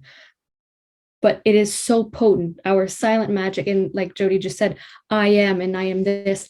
These are programs, like loans that you keep doing in your karmic cycle inside of your silent magic box. So it's very, very important. Absolutely. And I love how, they said that the degree of our sentence that we made with the words is relative to the degree in which we bonded ourselves to the experience. So when we look at something that was traumatic, that was very difficult on us, those are when the biggest imprints happened. And the bigger, the more impactful, the more emotional, the more traumatic the experience, the bigger the sentence, the bigger the belief system. And this created a jail, because most of our belief systems, our ideas, our conditioning, they're outdated. They were created when we were in survival mode. That's a big one. It's warped. We were young. Think of a 5-year-old trying to understand something that's going on around them. Everything is your fault. You'll personalize. And this is why, loved ones, it's so important that we take a constant inventory. This is not, again, something you do for 4 hours a day. It has to be constant so that you can see the agreements that you've made with yourself and others based on conversations that you're having, that you've outgrown, survived, or healed from. You might have almost healed from something, but you have the program running and it just creates no effects. You're like, yeah, but I've gone back and healed this part of me. I've gone back, I've gone back, I've gone back, I've gone back. There's a contract still in play. There's an agreement still playing out. And then once you've identified the dysfunctional and healthy contract, then you can free yourself. Then you can establish new ones. But you see, you can't go and attach new cords if you have all these healthy cords or unhealthy cords that are going out. They cancel out each other. Clean your house. Go back and look at what belief systems you have. And you know this based on how you feel. Who's triggering you? What's triggering you, more importantly? What's the emotion that keeps coming up? That's where the healing is. And when you experience that in the moment, don't be afraid to share it with others, because you know what? That's a moment of bliss, really. Reach out to your best friend. Reach out to someone you care about. Reach out to an enemy and tell them that you love them. Watch what happens. Again, more experiments that we're seeing the fruits of online as we speak. Again, the power that we have, we're wasting time and opportunities by not taking advantage of time, not maximizing the present moment. That's why, at the end of our lives, a lot of us feel like, regret. Well, if you've maximized a lot of your opportunities, I'm going to think you're going to feel fulfilled. You're going to lay back and think, wow, I did the best I could with what I had for the most part. And I feel pretty good about it. Versus the type of individual that's laying there thinking, I missed the boat. I was a cranky ass prick my whole life. I didn't do anything for anybody else. I was very selfish. And now that moment is coming, I wish I had a second chance. Very important. Start giving yourself that second chance right now. Start doing something about it. You know what? And to do something about it, I would like to actually just allow Jazz to fire his question at us right now before we continue, because apologies, brother, didn't mean to leave you hanging that long. So go ahead if you're floating around in the background there. Recording in progress. I actually haven't got a question. I'm really into listening to you guys. I was just going to mention it's interesting. Chinese medicine calls food energetics, and the way that you think about your food, like you were explaining before, you can make those energetics positive. So maybe you only had a hamburger that you could eat at the moment, but depending what energy you put behind that hamburger, and ask yourself to pull out all the good out of that hamburger, all the good energetics. Yeah, it's all sort of falling into place of how they sort of see all of that, Energy. Yeah. No, I'm loving it, guys. I haven't got too much to ask. Thank awesome. you. Thanks, brother. We were actually going to take some questions here at this point. So I have a little section if something comes up, let us know. But we'll take a moment here just to ask loved ones here, if you have any questions, how this energy is resonating with you, what you are learning from it to date. Is there anyone that would like to talk about that, please? Okay, I will. I think it's very similar to what I put on your post too, Darren, that a lot of people don't see and realize. When we come into wanting something, we come into it with, I think, what we've been conditioned and grown up with all our lives, with that, energy and feeling and thinking. And then, to come into like what we've experienced just here today, I've experienced with you guys for the last 6 months in a huge way. So it's made a huge impact on how I think, what I do, how I feel, how I look out of my eyes at the world, how I look out at what people are doing. And it's just created a completely different energy of even how I react to things now, in understanding it better. And, and it just keeps getting better. The more I listen and the more I hear and the more I understand, and the more you do things like this that create that understanding is mind-blowing, because we have been fed since we were babies of 3D negativity. And, and that's what I get now with what's happening in the world now. They've actually created that for so long to keep us dumbed down and to keep us, where they want, while they progressively were creating the very thing just to take over us and turn us basically, I guess, into like AI robots or whatever they want to use us for. So, and we just sat back and didn't even realize it, because we were just looking out in what we were conditioned and the stuff they were putting into our bodies through food, through air, through water, and telling us it was all healthy for us. So once you open up your eyes to the reality of not just what's going on in the world, but how you how you attract yourself to it instead of getting caught up, like we've all going through a phase of where we got caught up in groups and, and oh my God, this is happening. Did you see this guy? And, and look at this one here and look what the government's doing. And like, you get to a point where that doesn't matter anymore because we know what they're doing. It doesn't even matter what they are doing anymore. We know it's bad. And therefore the energy level for me now moves over towards, well, okay, how can I impact this? How can I change it? What difference can I make? And how do I change myself as a person to bring myself up higher? Because I played in that world for a long time. I've done a lot of work on myself to get myself out of it. But, it always keeps dragging you down into that negativity shit pit, I guess, as you call it. And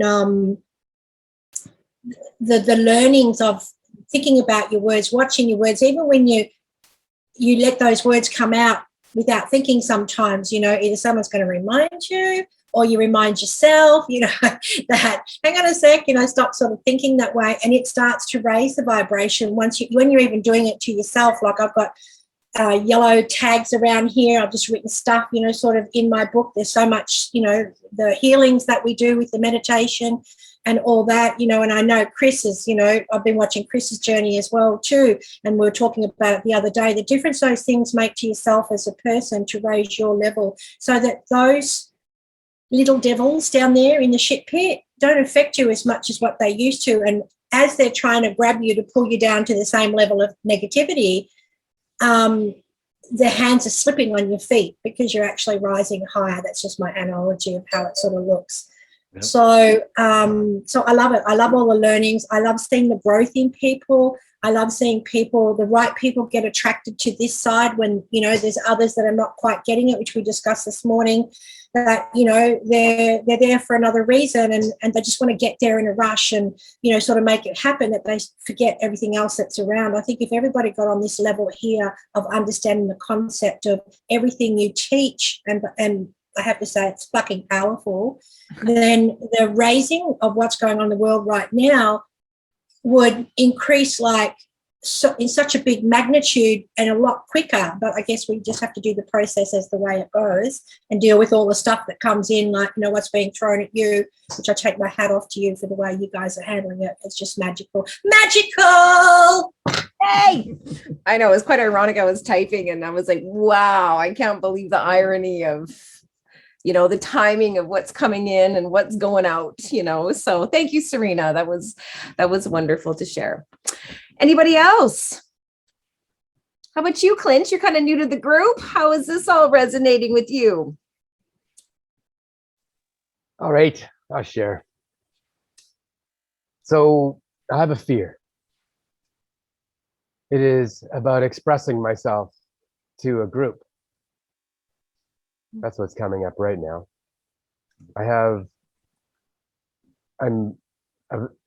Seems like a great ability to share when it's one-on-one, but as soon as it becomes two or more, then something in me clams up. Doesn't want to share because I'll be not approved of. Yeah, and I completely feel you there, brother. I actually, this is how I overcame that one. Mine and Dean's mother passed away about 10 years ago. I wasn't fond of public speaking, or I was in a very similar situation to what you just described. I'm in the funeral parlor building. 200-300 people are walking into the chapel. I sit down in the corner of the room. There's a little night table there with a picture of our mom, and it's got all the little stuff written inside it and whatnot. And I open this thing up to see who wrote what about our mom. And over here I say, I see, and eulogies performed by Dean and Darren Clifford. I wasn't prepared. I didn't know I was giving a eulogy. And I know I'm on stage in about 5 minutes in front of 300 people. So this is where I'm sitting there going, well, okay, I got two choices, really. I act like a turtle, or I go running for the closet and I look for the blankets and the pillows, or I just reach deep and do something I've never done before. And you know what? Because I wasn't prepared, I found myself over prepared. I was able to walk into that eulogy, let it rip right from the heart, like I had never done before in my life. I had people crying within the first 3 minutes, and for the next 25, it was something they had never experienced before. As a matter of fact, when the funeral was done and over, I had almost all those attendees come up to me afterwards personally and thank me for what they had just been a part of. And I was kind of in shock that it all happened, because I didn't think I actually had the balls to do it. Now, again, keep in mind, I'm a bit of a bigger guy. I used to take on bullies my whole life. Ask Dean or ask any of my former friends growing up. That's who I was. Physically, I wasn't afraid of anybody. Spiritually, I think I might have been. I had a fear, and I didn't know it until I was faced with it. And I have minutes to make a decision. That, Clint, my brother, my best friend here, that was something that was a hard lesson for me. But you know what? Oh, did I ever learn a lot from it? It changed who I was. It gave me the power to now go and do what I'm doing today. So as long as we're making little steps, as long as we're expressing a little bit of intent, as long as we take a little bite out of that fear, whenever you get the opportunity, you're emboldening, you're empowering yourself to do something incredible. And you know what I call that? I actually call that a miracle, believe it or not. I do. Whenever we can start overcoming some of our greatest fears, and some of our greatest fears, Clint, are Darren. going back and talking to those versions of ourselves where you lost your voice, where you were wrong, where you were shamed. Something happened to you, because even when you spoke, your voice cracked. Yeah. So, and they showed me right away, this is a little boy thing. Oh, yeah. Absolutely. This goes back. This is why we do so much training, as far as this has nothing to do with public speaking. This has to do with your little boy and you going, Dad, no. Remember, we lost our voice. Remember, we were wrong that time. And oh my goodness, we got so embarrassed. This is now where you sit with the, okay, what energy are we bringing up right now? And what's it remind you of?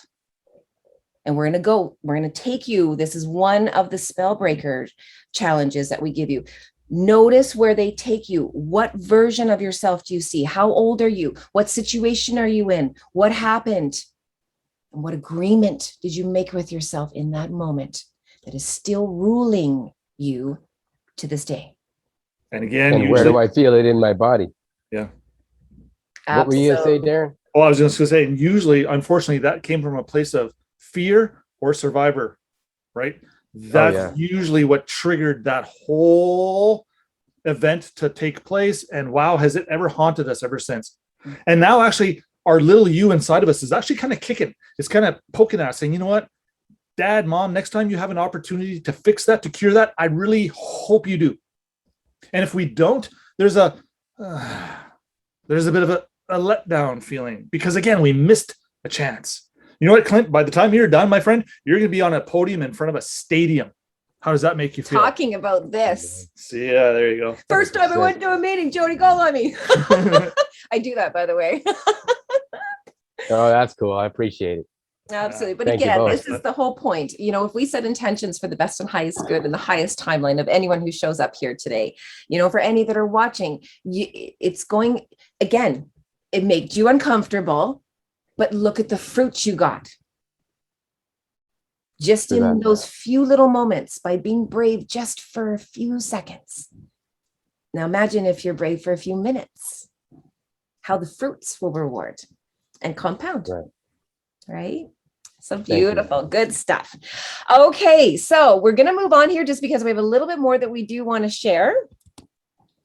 I'm going to share my screen here again. Kim actually is going to talk a little bit about this, because this was just a fantastic actual clip that she found. Oh, sorry. I want to share that. And it was in regards to a word experiment. So Kim, did you want to just talk a little bit about what you found in this line of information, please? Yes. So this is a pretty popular experiment done in Japan. And the video here talks about how children practice speaking words to tap water. And they did it tap water and pure water. They wanted to really show the purity and the vibration. And if you scroll down a little bit more, you'll see that the vibration of the word actually changes and reshapes the structure of water vibrationally. And then there's also many experiments that they've done on plants. And actually what surprised me the most was that ignoring basically killed the plant even faster than speaking negatively to it. And that actually made me think, I have a huge green thumb, and there was this one plant that I didn't like, and I can keep anything alive. And it wasn't until I watched this that I realized what I had done to the plant because I didn't like it. Out of hundreds of them, this one passed away because I ignored it. And I was like, and after watching the video, I immediately went and I said, I hope it's not too late. And I apologize for what I've done to you. I did. I took it very document that, honey. Document that. We want to see what happens when you start to give it attention versus when you neglected it. Mm-hmm. And then, like you said about, alchemizing the energy in your food, you can also do it in your water. And here's physical proof for us that the energy, how it changes the molecules of the water. Okay.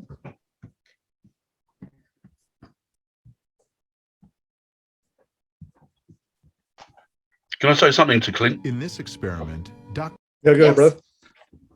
In a minute. Go for it. I'll watch this first and I'll say something to Clint. And I was going to turn up the volume here.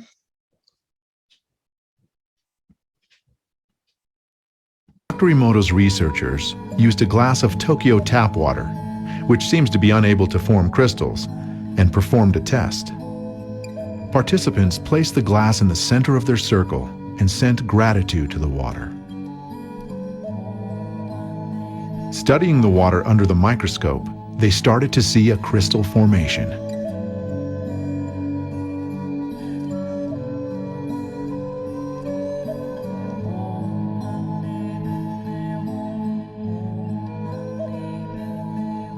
Increased magnification showed the symmetry of the crystal, revealing how the tap water was transformed by the gratitude sent by the group. The crystal continued to grow, expressing the energies received. The tap water from Tokyo finally produced a beautiful crystal.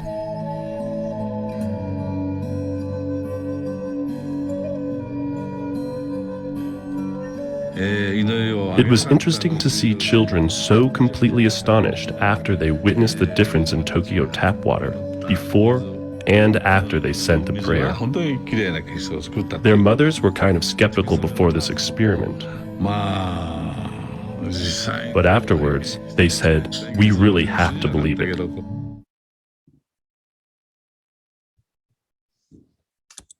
So the part I loved the most about that was how the children were just fascinated by it.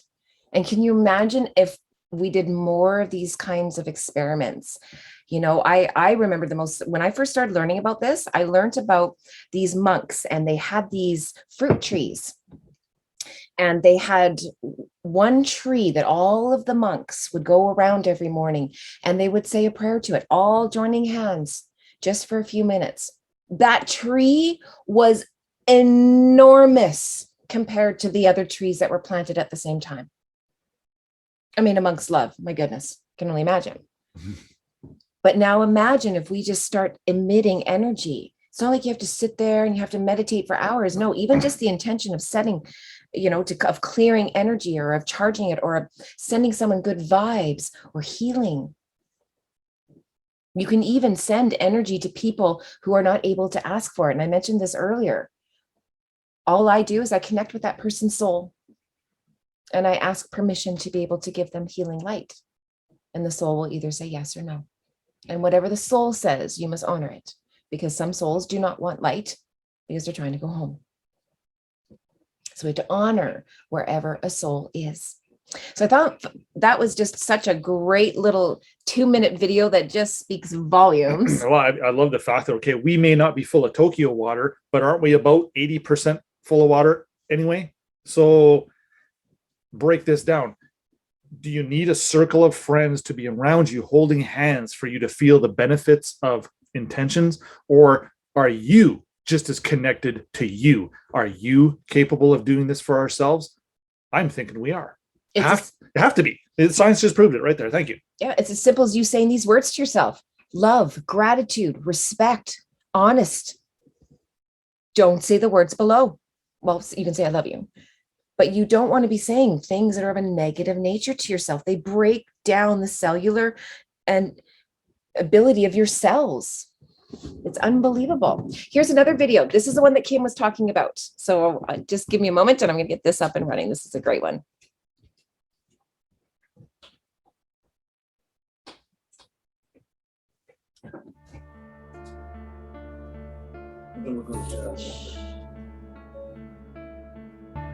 If you want to empower yourself and use the laws of intention to manifest your material reality, watch this film. I hate you. I love you. The intention experiment is an extraordinary advance in our understanding of consciousness as a field of all possibilities where intention orchestrates its own fulfillment. I love you. I hate you. It implies that reality is not fixed but fluid or mutable, and hence possibly open to influence. I love you. Thought generates its own palpable energy, which you can use to improve your life, and when harnessed together with an interconnected group to change the world. I hate you. I love you. I hate you. A human being is part of the whole, called by us the universe. I love you. A part limited in time and space. I hate you. I love you. Miracles do not happen in contradiction to nature, but only in contradiction to that which is known in nature. It's like probably. I love you. Focus your attention to your heart as though you are sending light to it. I hate you. Observe the light spreading from your heart to the rest of your body. Send a loving thought to the flowers, such as, I love you, or I hate you. I love you.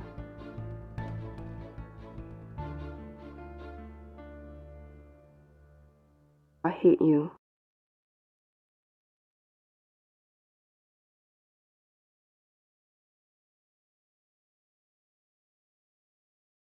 You need to unmute. Yeah, you're muted. I loved that video. And again, like Kim said, it was amazing to see that the plant that had no energy, nothing, was worse off than at least something that got some energy.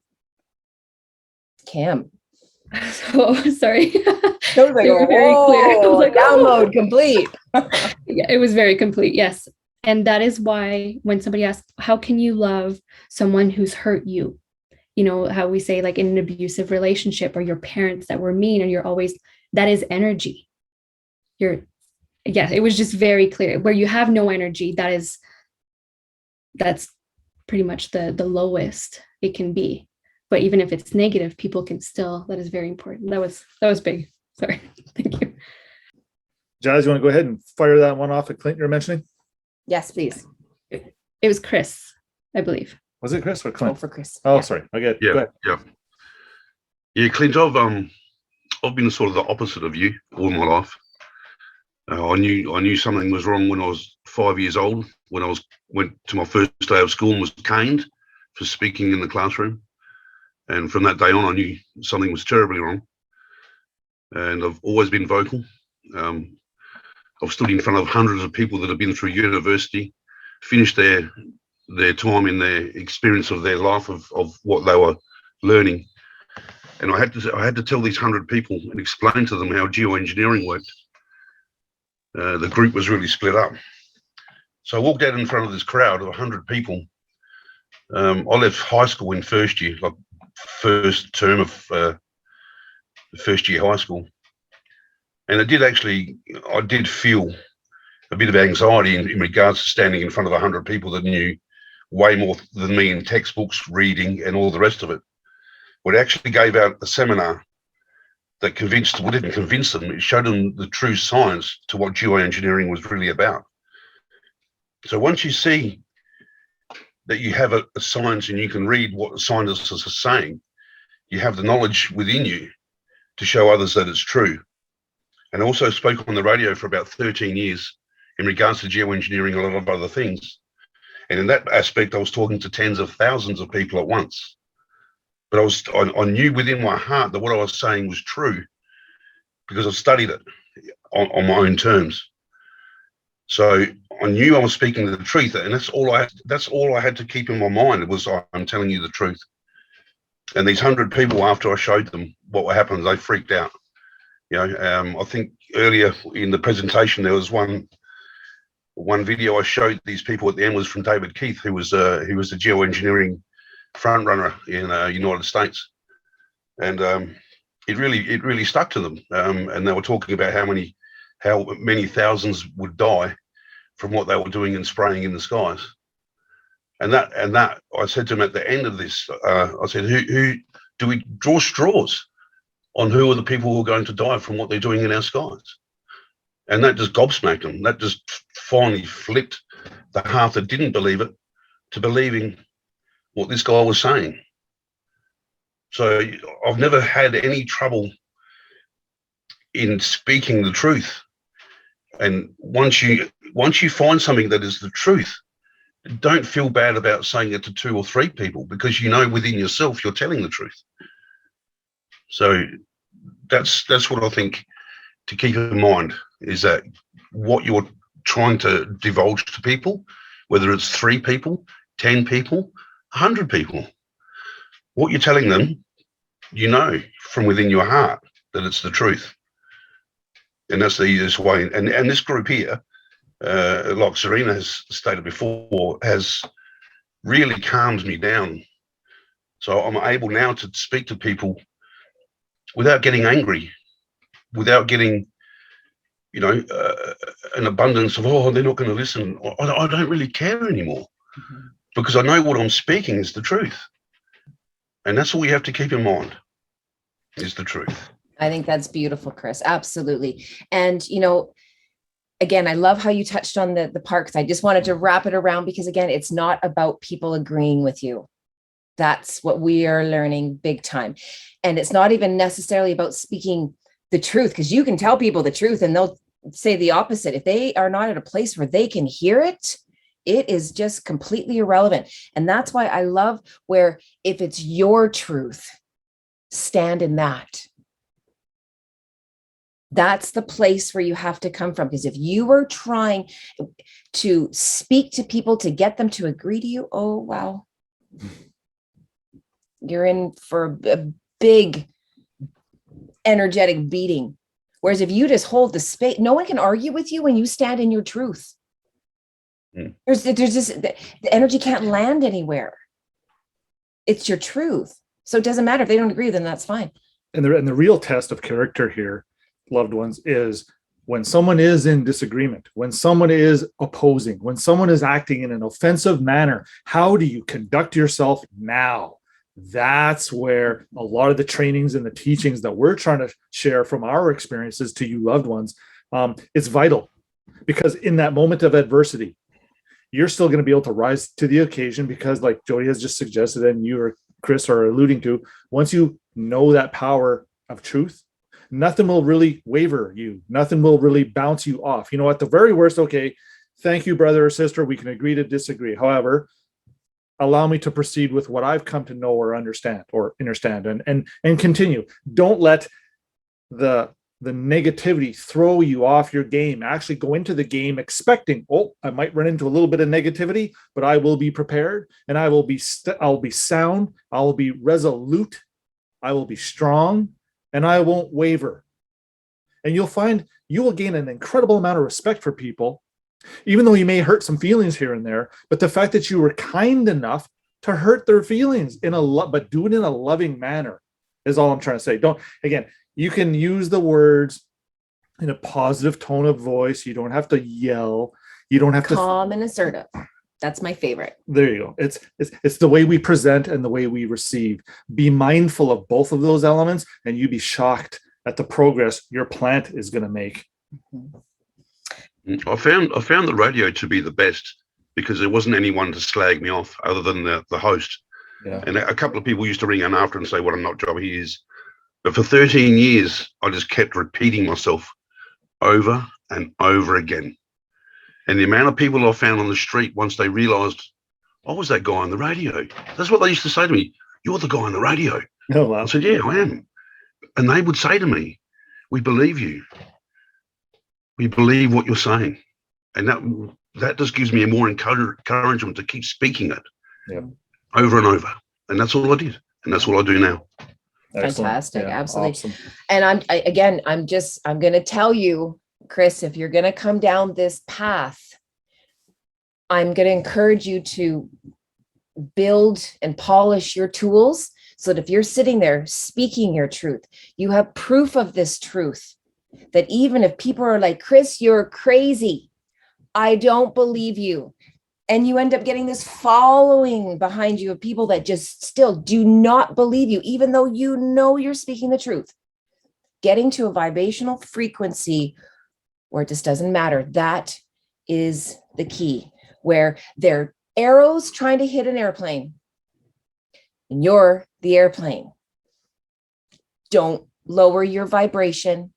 Don't lower your energetic bar or your bank account, your energy bank account, because that's when the arrows will hit you. That's when you'll get affected. That's when they'll hurt you. And then guess what happens when you get hit? You start to spiral. So stay high, stay in your vibe. And here's a couple more tools that are going to help clear past spells and agreements that we've been talking about. Now, again, we're talking about getting in contact and getting and connecting to the feelings and vibrations of things that come out in you, especially the ones that cause an intense physical reaction and emotionally trigger us. That's where all the golden nuggets and ascension treats are. Anything you don't want to deal with, that's what has to be done to go up, because that's the weight of what's keeping you down. And monitoring our emotional and physical reactions, we talked about this to constantly see when something comes up, what that's reminding us of, and is that a belief system that is currently serving us? Okay, so here's 3 things that you can start to do right now that is going to help you to create new and healthy spells of being. So, number 1, you have to first of all identify the spell. That's first and foremost. So the first thing you do is connect. I always talk about this. You need to connect, set intentions to open your crown, connect to your higher self, source, Father, Buddha. I don't care who you want to call it, but set intentions to connect to all that is, or a source of knowledge that is connected to the light, so that you can bring in the information and the clarity that you need. Okay, so we said a prayer. Then once you connect, then you connect with yourself. I always say, try to go to heart center, great place to breathe, focus on your breathing. Okay, you can't come home from work, shut your eyes and go, okay, Jody said I just have to do this. Shut my eyes and I was going to figure out what my spells are. No, okay. We actually need to raise your vibration by bringing your emotions down, calming you, grounding you. Okay. Again, this is going to be another thing that you can do as well, Clint. When you ground yourself and then you connect, you ground yourself and you shield, you immediately put on energetic armor. Okay. So always make sure you have your armor on. And then you want to ask yourself, what people, feelings, and energy are you feeding with your words that make you uncomfortable, upset, or always feeling empty. Notice what emotion is constantly coming up. Not being wrong, not doing things correctly. Those are always big ones. Not feeling worthy. Okay, then unveil its power. You do this by, again, connecting to all that is and to yourself. And then ask, what experiences in your life does this remind you of? I mentioned this. How old were you? What was said? How did this make you feel? How did you interpret that experience? Taking into consideration your age and the conditions you were under at the time. This is a big one. When you connect to that younger version of yourself and you're realizing the cord or the agreement, the contract that you made with yourself that is dysfunctional right now, the program that's running in the background, you have to consider, how old was I when this happened? If you're 5, if you're 9, you're a teenager, you have to respond accordingly. Look at the conditions that you were under. What were you going through? How were you feeling?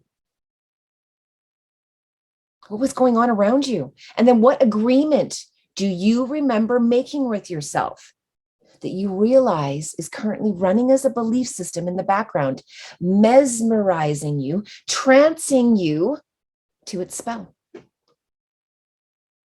Ask yourself if this sentence or this program needs to be upgraded, adjusted, or even dissolved completely. Now, we've identified what the problem is. We realize that part in our life, we need that caused the dysfunction, that caused the program to be integrated into our system. Then we need to break the spell. And that goes back to clearing the record with that little version of ourselves. Now, I can't get into the whole little version because, again, like I told you, I've been doing this for 6 months with my queens by channeled information, taking us through the different phases of healing those little versions of ourselves, which are pissed off and hurt beyond belief. Let me tell you, I've actually been working on mine for over a year. That just lets you know how much there is to heal. And that's not just with me, that's with everyone. And so to break the spell, we again have to connect to all that is, connect to ourselves, and now that littler version of ourselves.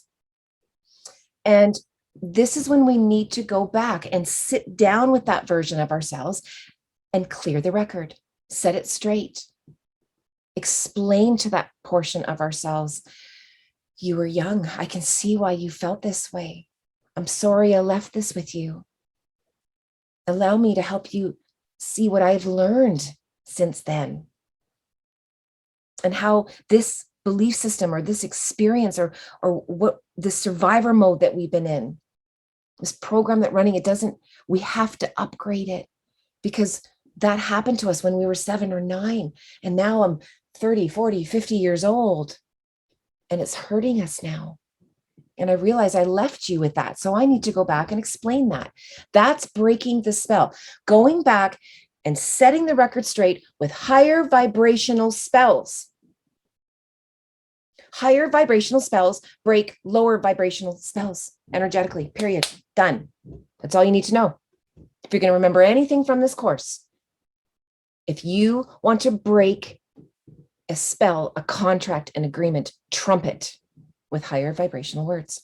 And excuse me, and oddly enough, that's exactly what we're doing when I've described this entire process of perfecting our interests in a particular certificated security that was left abandoned years ago. Nobody showed any interest in it. That interest, as Jody has just suggested, is a little bit pissed off at us.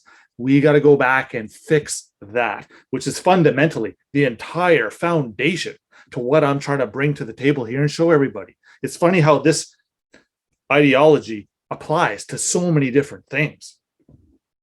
Incredible stuff. And so in closing, we want to just give you a few more little tools that you can put in your toolbox. This is, we have actually a course. I've taught a course. Oh, sorry, Kim, did you want to say something?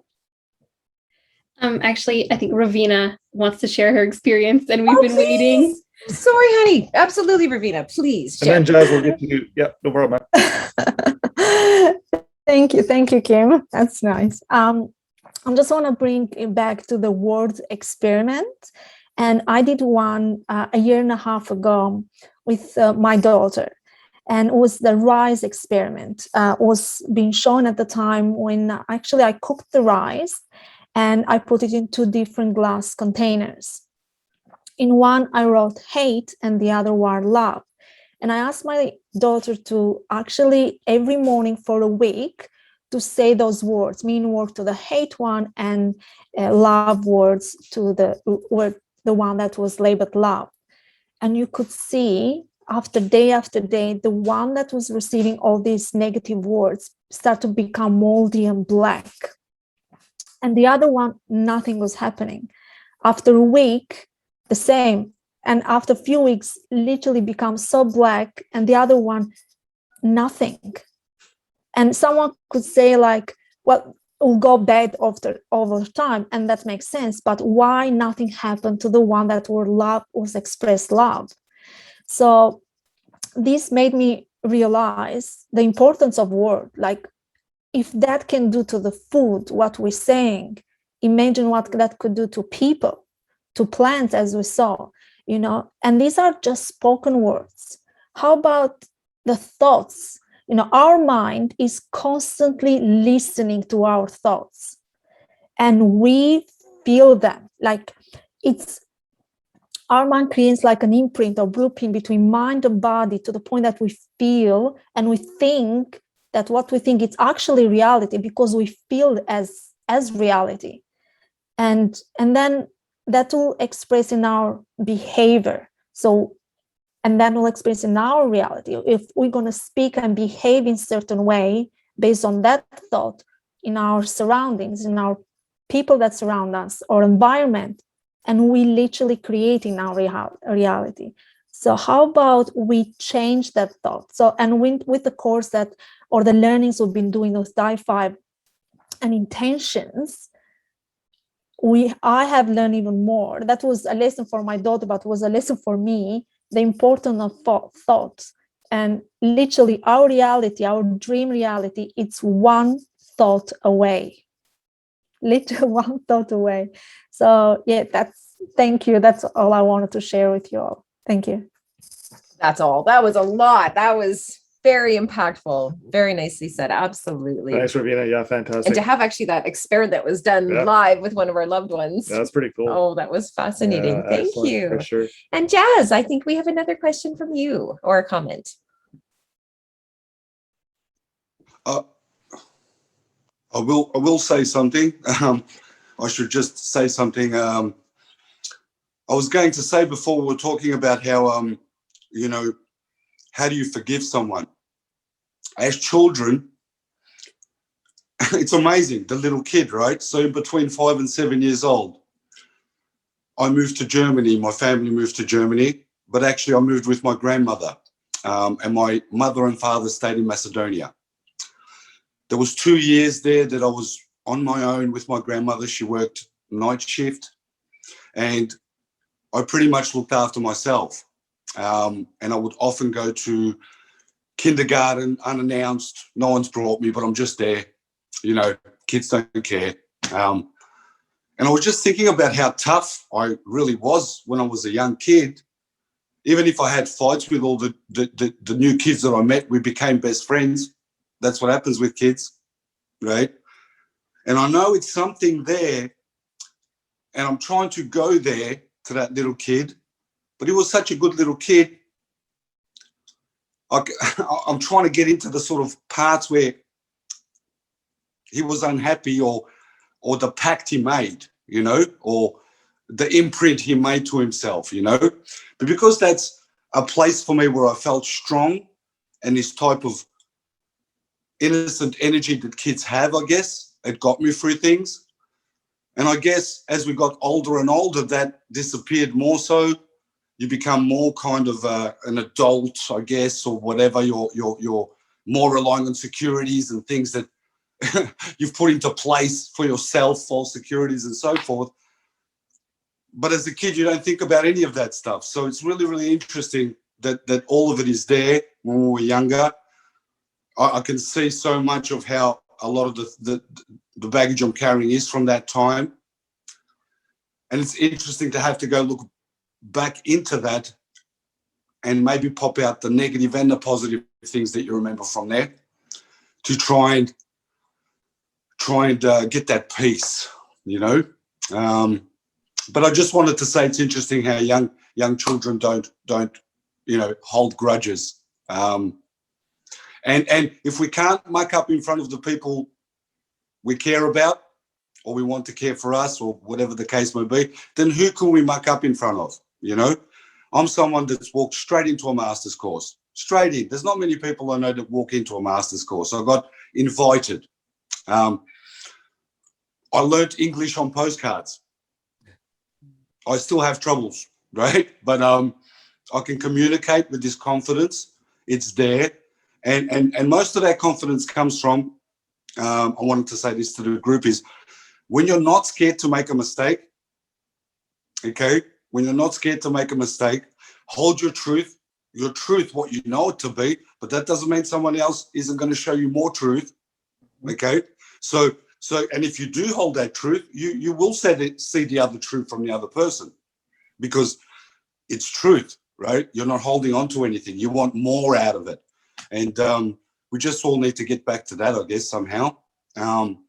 That no fear state, but a genuine non-fear. Yeah. That a young person has, I guess. Yeah. Beautiful comments, my friend. Absolutely. And you know, you're right. The kids don't hold grudges, but it's mostly because they personalize everything at that age. So this is where, and you know, my team told me this last year, this information came in, that the majority of the healing that we have to do with ourselves, the majority of our belief systems that govern and program us silently in the background, happened between the ages of 5 and 9. So you look at yourself between the ages of 5 and 9 and see what was going on, what belief systems were in place, what survivor mode you were in. And, you know, it's great to know the things that are working. There's no healing in the things that are working. I'm interested in talking to the little boy in Jazz and how he felt when his parents abandoned him for 2 years. How it felt when they walked away from him. Wow, what he said to himself when he was alone, when he wanted a birthday party, when he needed that hug or that story. Those are the parts of your little you that I want to talk to. The ones that worked, great. I want to relieve you of the parts of him that hold you down because he's scared. He's still that little boy that can't quite trust people, can't quite give all of himself. Can't feel loved. So shows it in not an extreme, but in an abundance, in another way to offset it so that people don't see this other version. Do you see what I mean? As far as this is about the little you that got hurt, that's personalized something, that made it his fault. These are the things that we're trying to encourage our loved ones to do. So thank you so much for sharing that, Jazz. It's fantastic and actually leads us very nicely into the things to do to be able to correct these belief systems if we recognize one. And to do that, first of all, you got to mind your words. Watch what you type, you feel, you say, you listen to. When I did Reiki, I always had to clean people's ears. What we subject ourselves, we actually walk into other people's prisons and listen to their sentences that they've given themselves and why they sit in this prison. And we go, oh, wow, that's nice. Yeah, it's a nice prison cell. Looks good. Do you hear the irony and just absurdity of that? Okay.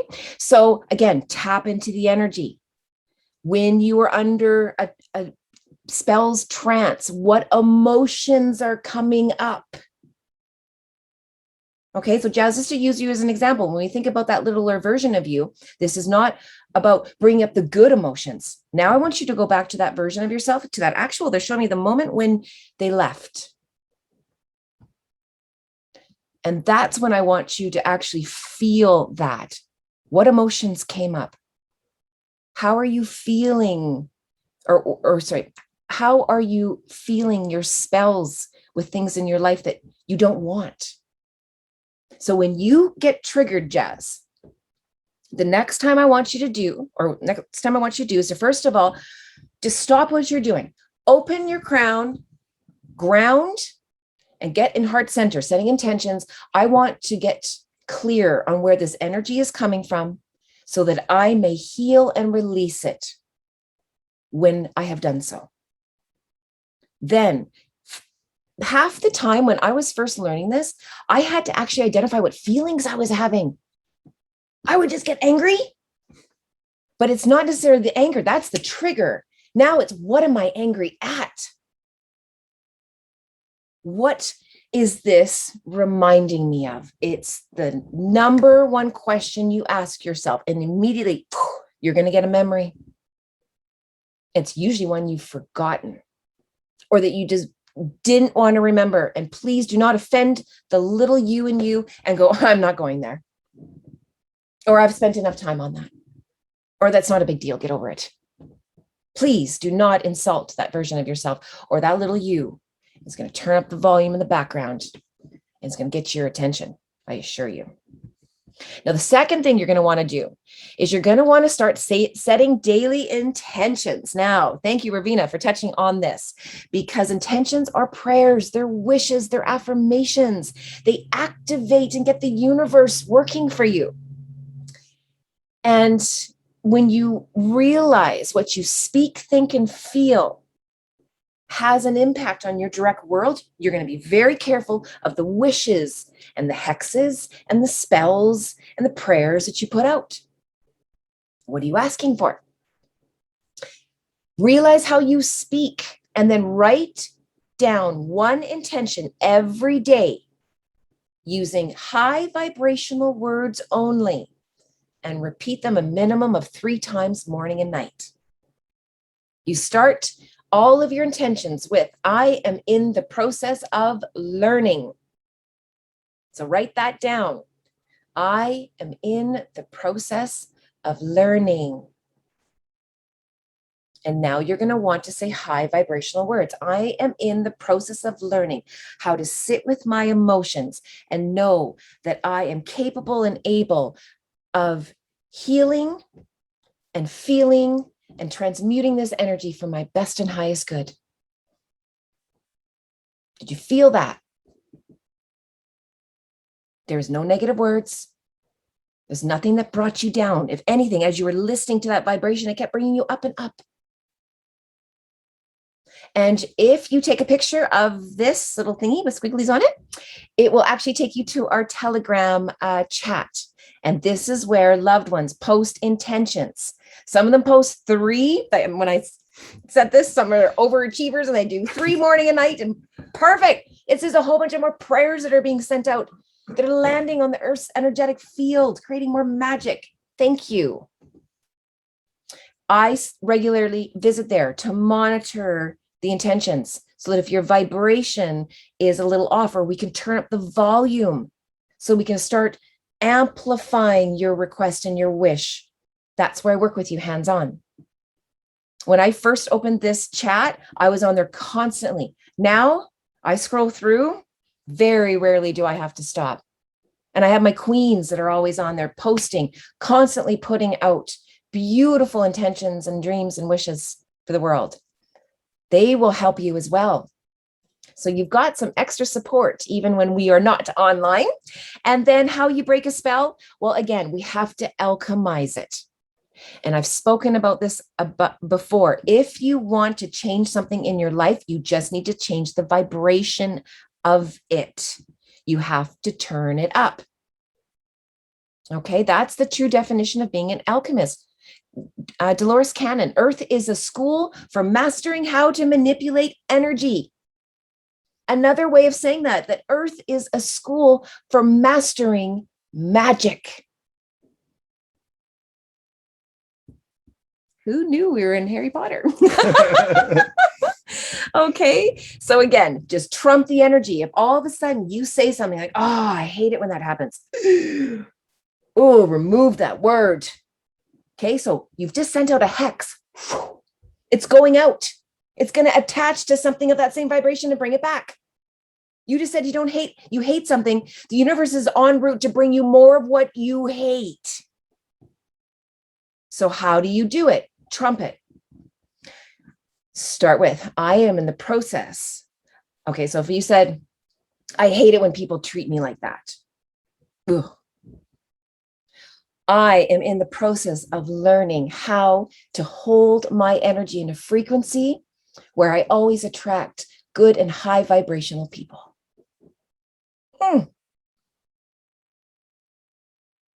Okay, so you don't want to be saying, I'm in the process of learning to attract high vibrational people so they stop pissing me off. Okay. And it was cute. Some of the intentions, that's how they were. So people will stop irritating me or they'll wake up and see the light. Again, when you're like this at other people, I'm going to be like, nope. Keep in your own lane. Don't be sending out spells and, even white magic for other people. Don't even worry about other people right now. You will affect more people by raising your vibration and doing it all on your own. I'm not saying to not speak about it, but only speak about it if people ask you. Try that. Because when you go around going, oh my goodness, you have to try this. All you're saying is, oh, you have to try this because I see you bleeding. You're wounded. You're broken. You need this.